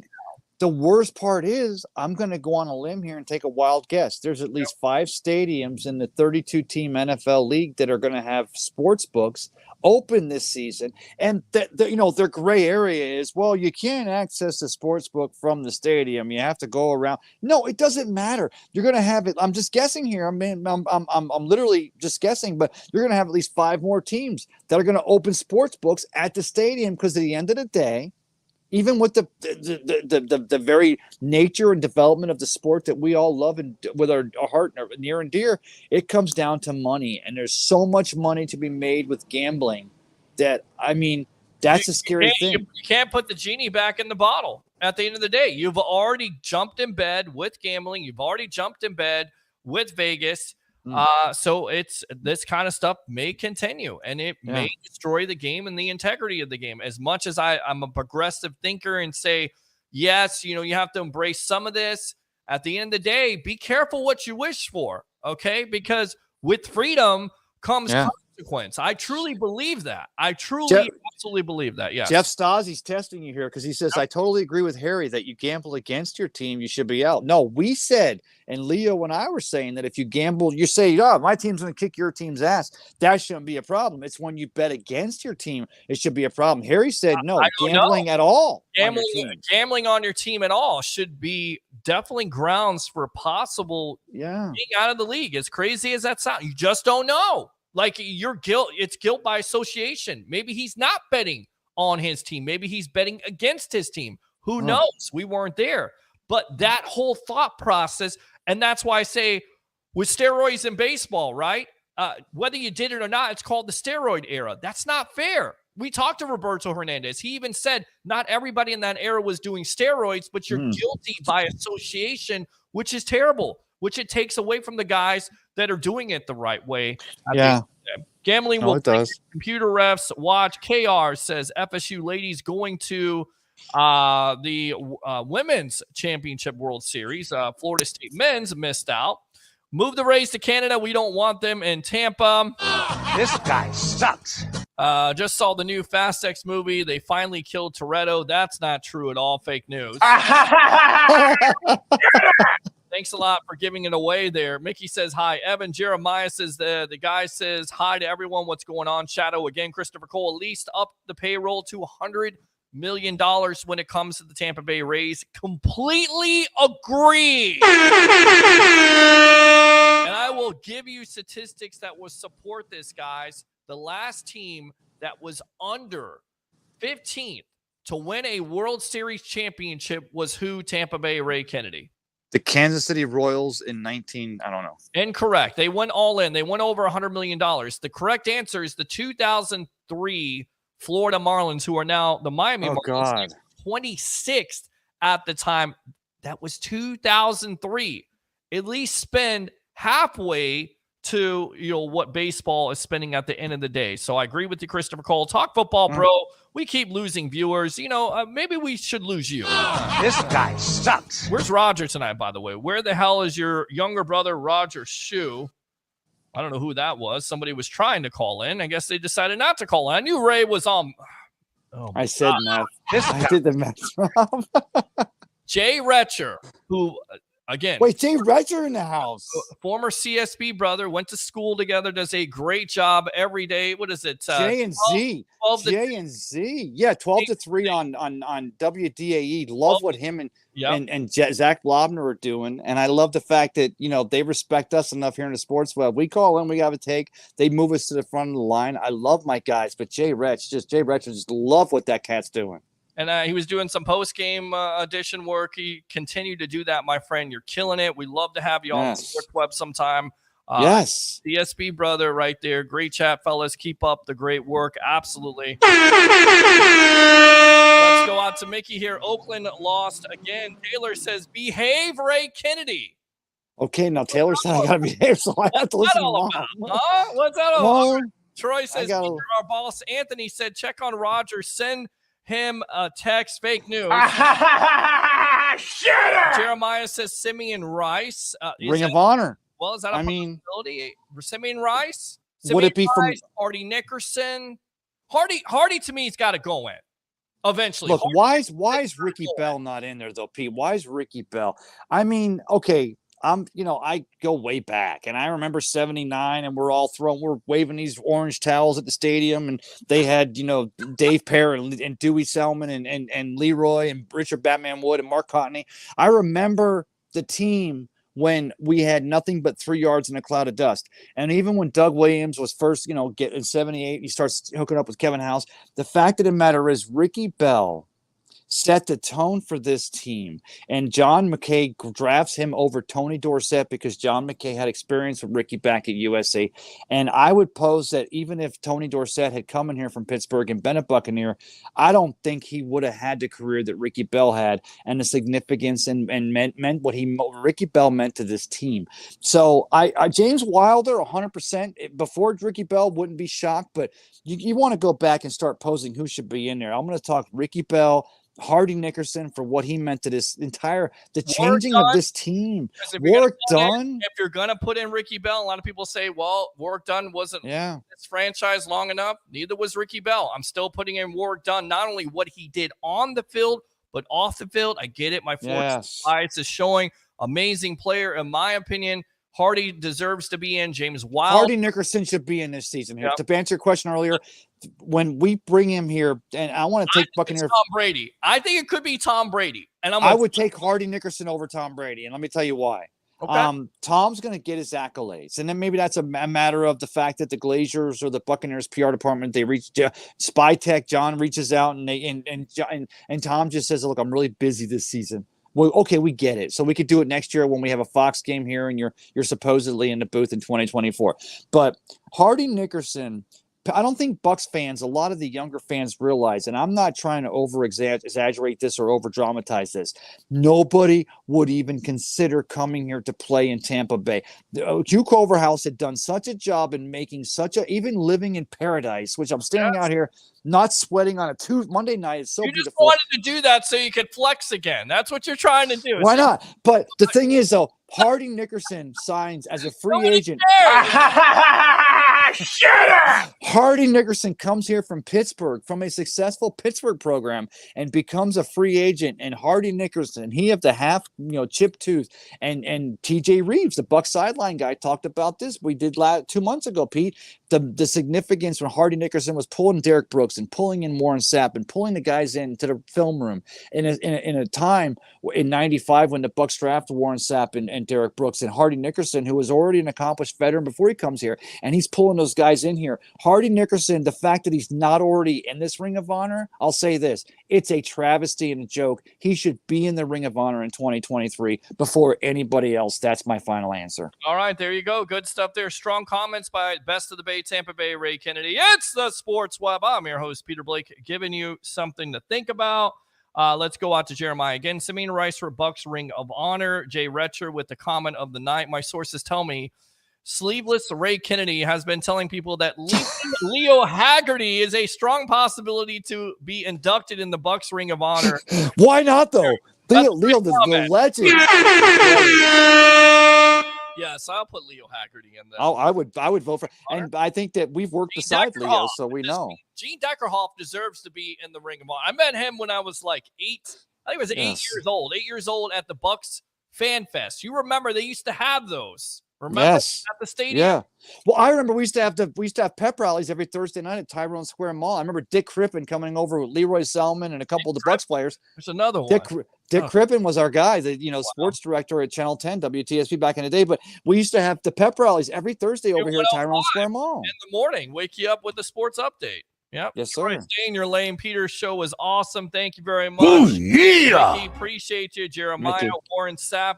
Even Warren Sapp is already in the Ring of Honor, is he not? Yes, he is. I see Chidi talking crap about Warren Sapp, and I think that we go back a little bit, and we thought that maybe there was going to be a MMA fight between Chidi Hanatu and Warren Sapp. I personally think Warren Sapp, I don't know what that guy's like in a ring, because Lord knows he was a very not only a very good speaker, but a very intelligent. Chidi himself gives him credit this week on Twitter. Chidi talks about the intelligent cat that Warren Sapp is, but I posed right back at Chidi. You go back and look at this Buccaneer team that Rich McKay and Tony Dungy built starting in '97 and built over the years as the Buccaneers got to their first championship. And I think we may have had the most intelligent team in the league, not just from a standpoint of great individual people, great characters, but I mean, we also had a very smart team. And that's one of the reasons why the 2002 37 Buccaneers first championship team will probably always hold a little bit more of a place in my heart than the 2020 team. No offense to this 2020 team. You're here now and still rocking it, but that was my first, and I remember those cats. And so shout out to Chidi Hanatu and Warren Sapp. Good stuff there, and I know we've had him on the show before. It was a great show, and I hope they get stuff figured out and at least come on somebody's show and hash it out, because I know that Chidi's definitely hurt by the comments of Warren Sapp, and it's not a good deal. It's not a good deal at the end of the day. Warren, and the thing is, that's how Warren is, though. Well, the thing is, I can literally say by that. No, I can say two things definitively. I cried the day the Buccaneers drafted Warren Sapp. I cried the day he fell to us at number 12 because I realized the significance of having him. And I didn't even realize that a year later we'd have Tony Dungy coming in here and making that guy a Hall of Famer. But I could also attest to the fact that as much as I say that Warren Sapp's my favorite Buccaneer draft pick of all time and player, I also think he's the biggest asshole this Buccaneers team has ever had. I don't think that's ever been a question. So I think that Chidi trying to take Warren at face value for something, I think that's just crazy, because I know people that got in the elevator with Warren Sapp, and literally my cousin Theodore, Ted Gerwer, he had the tattoo, and he's like, I just want to tell you, I know you're standoffish, but I want to let you know I just love you guys and I wish you the best. And Warren Sapp looked at him and said, shut the hell up. That's just the kind of guy Warren Sapp was. I mean, that's what you got with Warren Sapp.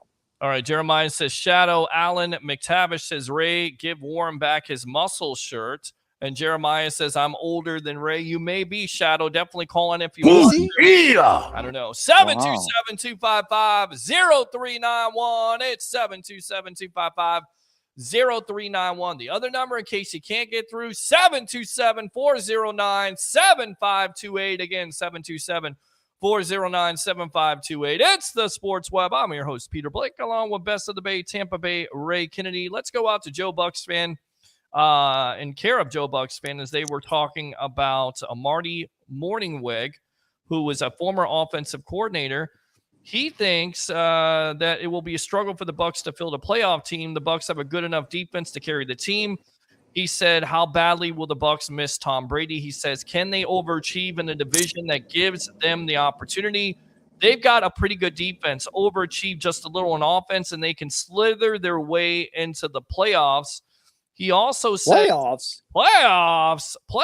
And he also has this to say that he thinks that the Bucs already know who the starting quarterback of this team is. And I think a lot of people assume that it's going to be Baker Mayfield. But, how do you feel about the national narrative has been it's a terrible quarterback competition. You had all those videos go viral last week with both quarterbacks missing throws. Oh, God, they look terrible. I mean, a couple. Yeah. It's not the whole practice. I mean, it's well, no, but it looked like they literally doing it.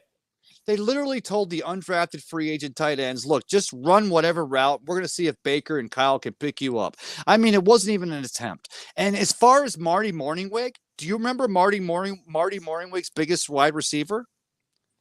Yeah, because you don't. Because the guy was an offensive coordinator, came from the Mouse Davis run and gun. But the fact of the matter is, this Buccaneers team has Chris Godwin and Mike Evans, two of the best, if not the best receivers in the in the National Football Conference, or the National Football Conference. Maybe the best 1-2 tandem in the National Football League. And now you mix in the fact that they're going to be developed. Oh, Brian Jensen's back and Tristan Wirfs is back, and we're going to get our depth back on a position that Jason Light has already shown since 2014 that he kind of knows how to develop. I think that anybody who's out there that's trying to say, oh, well, don't worry about the Baker Mayfield, Kyle Trask, maybe Wolford wins it. I think anybody that jumps on a train to say that this Buccaneers team cannot have success in 2023, they're just looking to, like, who is the best team? Well, Tom Brady played for who? All right, let's see if we can shitstorm that team. You're taking the low-hanging fruit. The fact of the matter is, this Buccaneers team in 2023, I can tell you why a key injury here and there could possibly make beating the Falcons, beating the Panthers, beating the Saints a hard-to-do order. But if you're phoning it in before the season starts to say that Peter King, we're 31st in the National Football League in power rankings, are you kidding me? How old are you, old man? Wake up and smell the coffee. Listen, you get all passionate about the Tampa Bay Buccaneers. That's why we got Tampa Bay Ray Kennedy on here. Let's go out to Sports Illustrated and Connor Orr. May have to get this man on.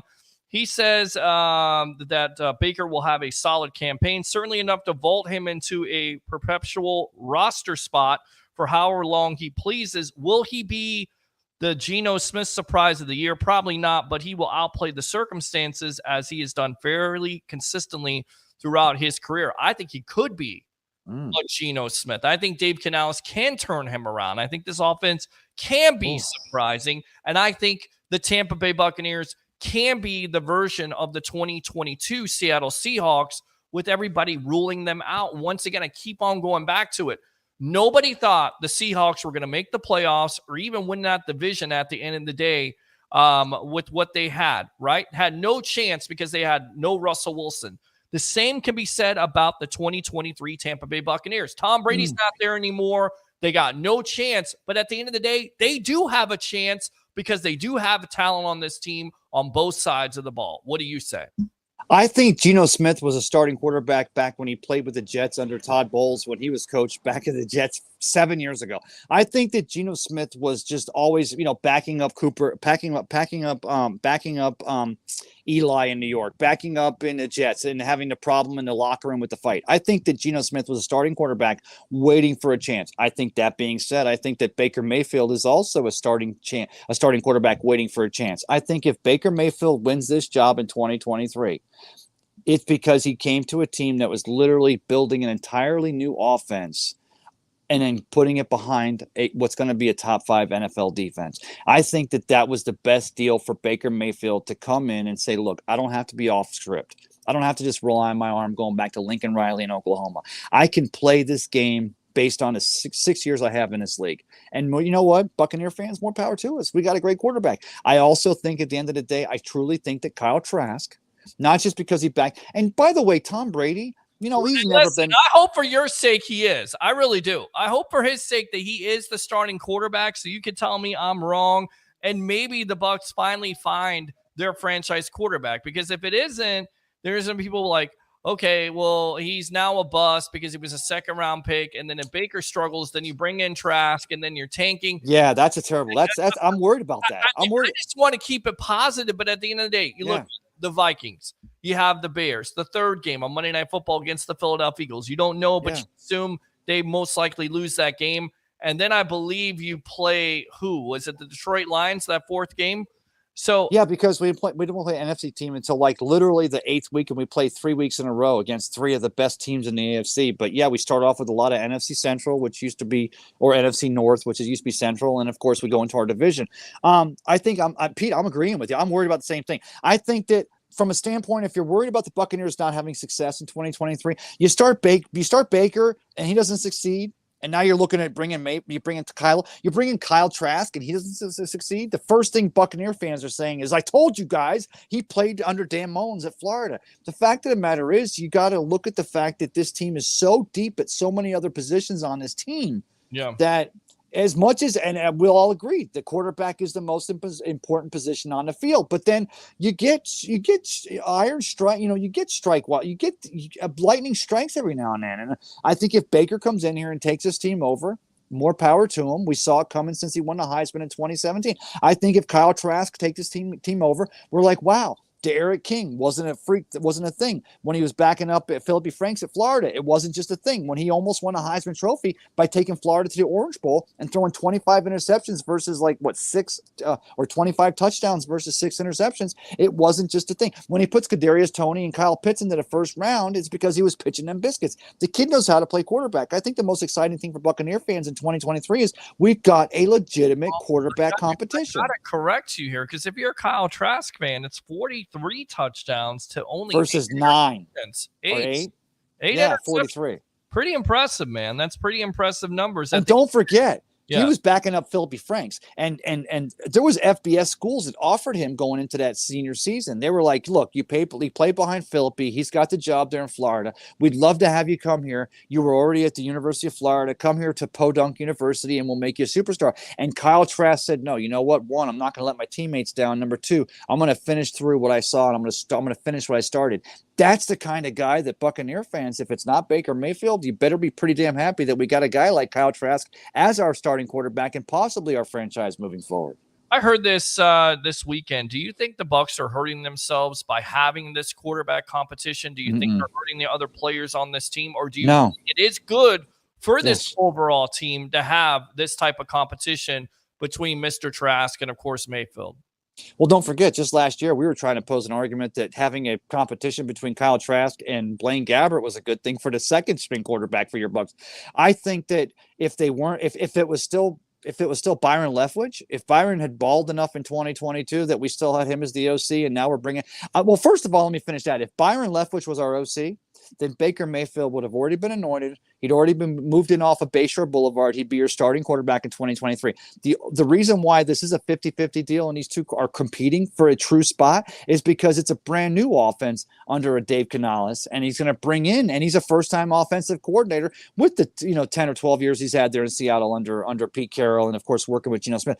But no, I think that the Buccaneers, I think that they would do themselves a disservice if they announced anywhere. But look, even at least a preseason. Give me week 1 or week 2 of the preseason before you tell me that Baker or Kyle is your guy. I want everyone in camp thinking that every job on his team is open because it's going to make him work that much harder, and that's going to make this team that much better. Good stuff there, Tampa Bay. Ray Kennedy, best of the Bay. This from Yahoo Sports. The Bucs find themselves in the spot where they still have a shell of a quality roster, but they just don't have a quarterback. They don't have the quarterback talent to make some serious noise this year. Mike Evans, Chris Godwin, Tristan Wirfs, Cade Otton, Cody Mock are solid offensive core. They still have a handful of quality players on defense. However, did the Stephen A. Smith. However, they're trying to a quarterback competition between Baker Mayfield and Kyle Trask. The competition, quotation marks, aspect of that seems a bit far-fetched considering that Trask wasn't even able to supplant Blaine Gabbert as Tom Brady's backup. Such bull crap. Let me go ahead and finish. Okay. Barring something unforeseen happening in training camp, Mayfield will be the starting quarterback for Tampa Bay. That might be enough to win what should be a pretty soft NFC South, but they had a chance to make a statement at quarterback if they were a bit more aggressive in free agency or the draft. Instead, they went on the journeyman train, which, again, still might be enough to get to the top of the division. That's just a cap of what's possible with their current quarterback situation. Your thoughts? Pretty strong. So much to unwrap. But let me tell you, first of all, I mean, what was this team just a Aaron Rodgers, $60 million away from another championship? Let's not be stupid. And the fact of the matter is, going into this offseason, it was Tom Brady, and we got to eat this entire nut. It's going to be $58 million. And Jason Light, believe it or not, actually was able to do that. And the thing about it is I mean, these guys, Stephen A. Smith or, who have you, national level, local level, whatever, they got to feed the family. I get it. So if it bleeds, it leads. So let's get controversial. The fact of the matter is, Jason Light, Peter, you and I, again, I always tell the story. You called me that Saturday morning that Buccaneers were renewing Jason Light's contract because part of the agreement with Bruce Arians was he gets the same contract. It's 5 years ago, well before we won our second championship, well before door number 2. And you called me and you're like, Ray, we got to go on. We got to make an argument for Jason Light because, he's getting that new contract and there's a lot of people that are poo-poo. You didn't say make an argument, but you said we got to cover this. And you and I went live that Saturday morning and spent 3 hours covering this because the entire Tampa Bay area was ready to pull up the sales because Jason Light was going to get a 5-year extension as your GM.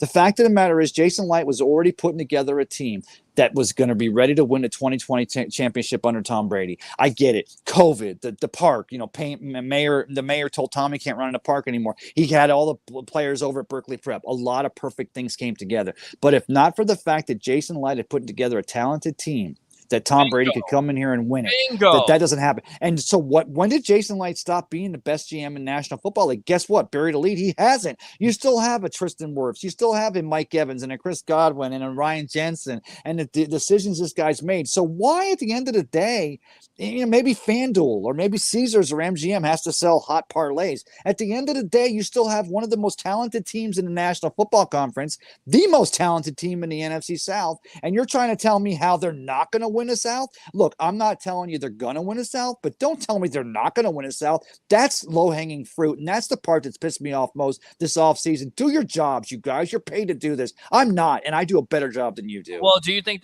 all this national negativity for the Tampa Bay Buccaneers has kind of taken the wind out of the sails of a lot of Bucs fans because this is all they're hearing, and we're trying to be we're being optimistic about this, but we're also telling you the truth. Like, Baker has done it. He's been productive in the league. He's been hurt the last couple of years. He's been inconsistent. We don't know about Kyle Trask, but we also know what he can do in college.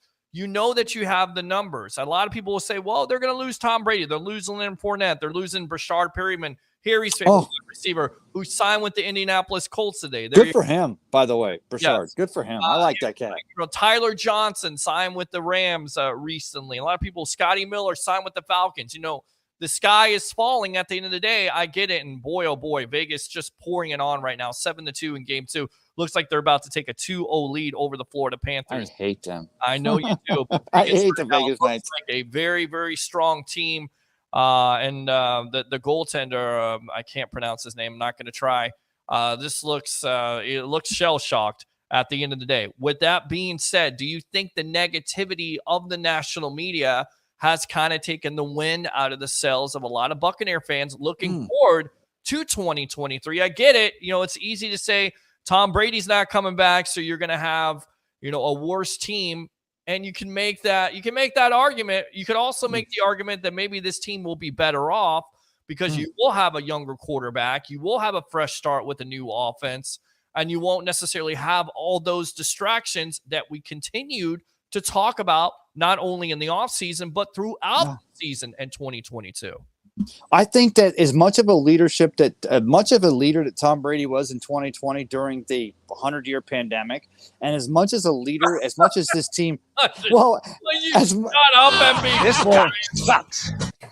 much as this team needed that leadership to come in and seal the deal with Jason Light and the talent that he'd put here, I think in 2022, because of the real stuff that Tom was going through, I think it was more of a detriment. So, and Harry the Greeks made that argument, and I tend to agree that would the Bucs have been better to have cut the cord last year? No, because we still needed the greatest of all time finish out his career. I wouldn't trade that for the world. But I think going into 2023, I think that a lot of Bucs fans, it's not so much, Peter, that they've bought into this national narrative, because I think that Bucs fans, we're smart enough, we understand football enough, and of course we understand the Bucs enough to know that, these people at the football, Good Morning Football or what have you, are trying to, put food on a family table. I think that we realize this team has a talent, and we realize that this isn't Arthur Smith and, trying to figure that out, or Frank Reich and now, Bryce Young and whatever. I think they realize this team's the most talented team in the NFC South. I think that at this time it's more of a just, look, it's been Tampa Bay for a few years. We get it. We don't want to be gluttonous. The Rays aren't going to win the World Series, although we think they are. The Lightning shouldn't win the Stanley Cup next year, although we think they are.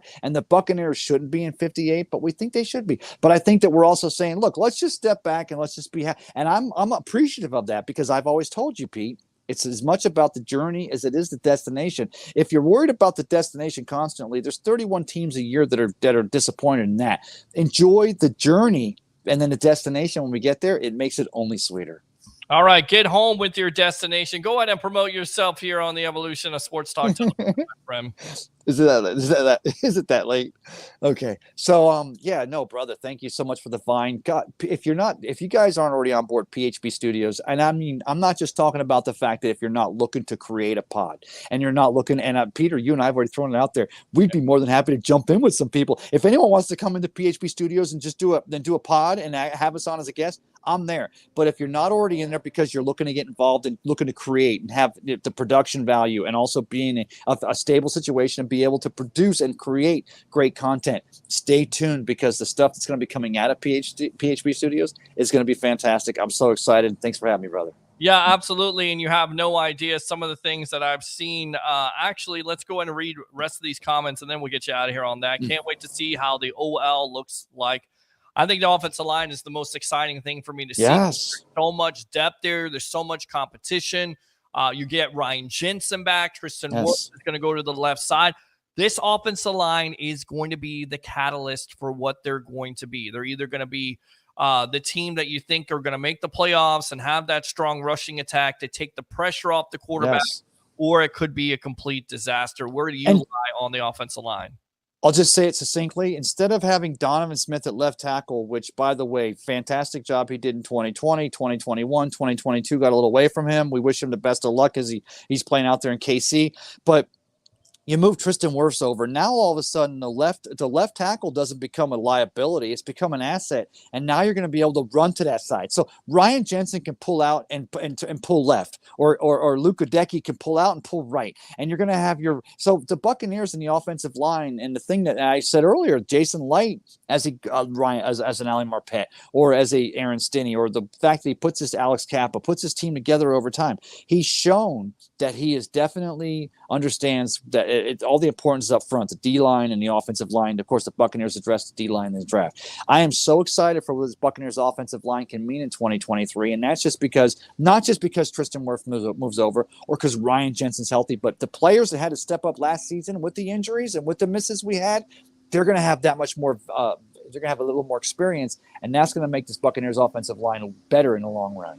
All right, let's see here. Cole, another CSB brother, Connecticut School Broadcasting, if you don't know, says, am I crazy for rooting for the stinking Panthers to win the East? And now I'm loving that the Vegas Knights are beating their asses. No, you're not crazy. Of course it's great to not root for the Florida Panthers. Yeah. All right, and let's go out to Cole again. Ray, I disagree. Rays will win it all this year. On that note, best of the Bay, Tampa Bay. Ray, thanks a lot for your time here on The Evolution, my friend, all right? Always a pleasure, brother. Love you. Talk to you soon. Put those arms away. Well, he wants to see that. I guess there is people that want to see that, but that's another show at the end of the day. Thanks a lot to all the guests of the night. Of course, Harry the Greek professional handicapper extraordinaire of 1252 Chicago Sports. Leo Haggerty, the legend himself, former coach, scout, and now media member of Night Sports Productions, Amped Up Sports. Evan Bushman, Evan Bush of the Rays Rewind podcast. Yep, I got it right. And then, of course, best of the Bay, Tampa Bay, Ray Kennedy. We'll be back on Wednesday night with, again, Leo Haggerty. He wants to come back here, to come back and see us. Harry the Greek. We'll have Kelsey Nicole Nelson, who's been doing some work for Fox Sports there in D.C. and also on Peacock. And then, of course, as Harry says, the Mancini brothers talking WWE, AEW action with Turnbuckle Talk on Wednesday night at 10:20. Do me a favor, please. Like and subscribe to the Sports Web on YouTube. Like I Love St. Pete, the Hub, and Amped Up Sports. And do three things for me on this Monday night edition of the Evolution of Sports Talk Television. Bring your passion. Bring your excitement. Just don't bring any nonsense. I'm your host, Peter Blake, your Rolex reporter. What time is it? It's my time. And for Rays fans right now and fans of the Sports Web, it's your time. Have a great night.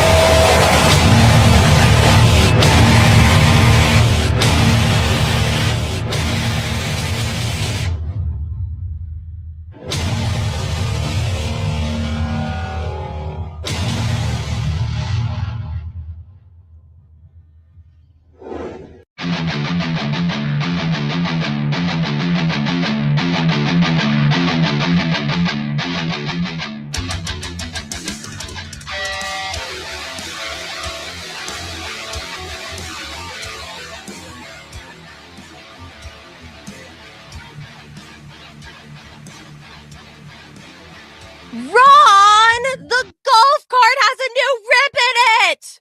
What are you going to do about it? Are you tired of those conversations from your partner? As our mobile service, Fiber New St. Petersburg is excited to help you when you get those rips, tears, burns, or color distortions in your golf carts. Go ahead and check us out at fibernew.com/St. Petersburg so you can save yourself from your partner going, Ron, again. Tired of those pesky tears, rips, holes, burns, and more in your vinyl, leather, and plastic? No worries, because Fiber New St. Petersburg is here to help.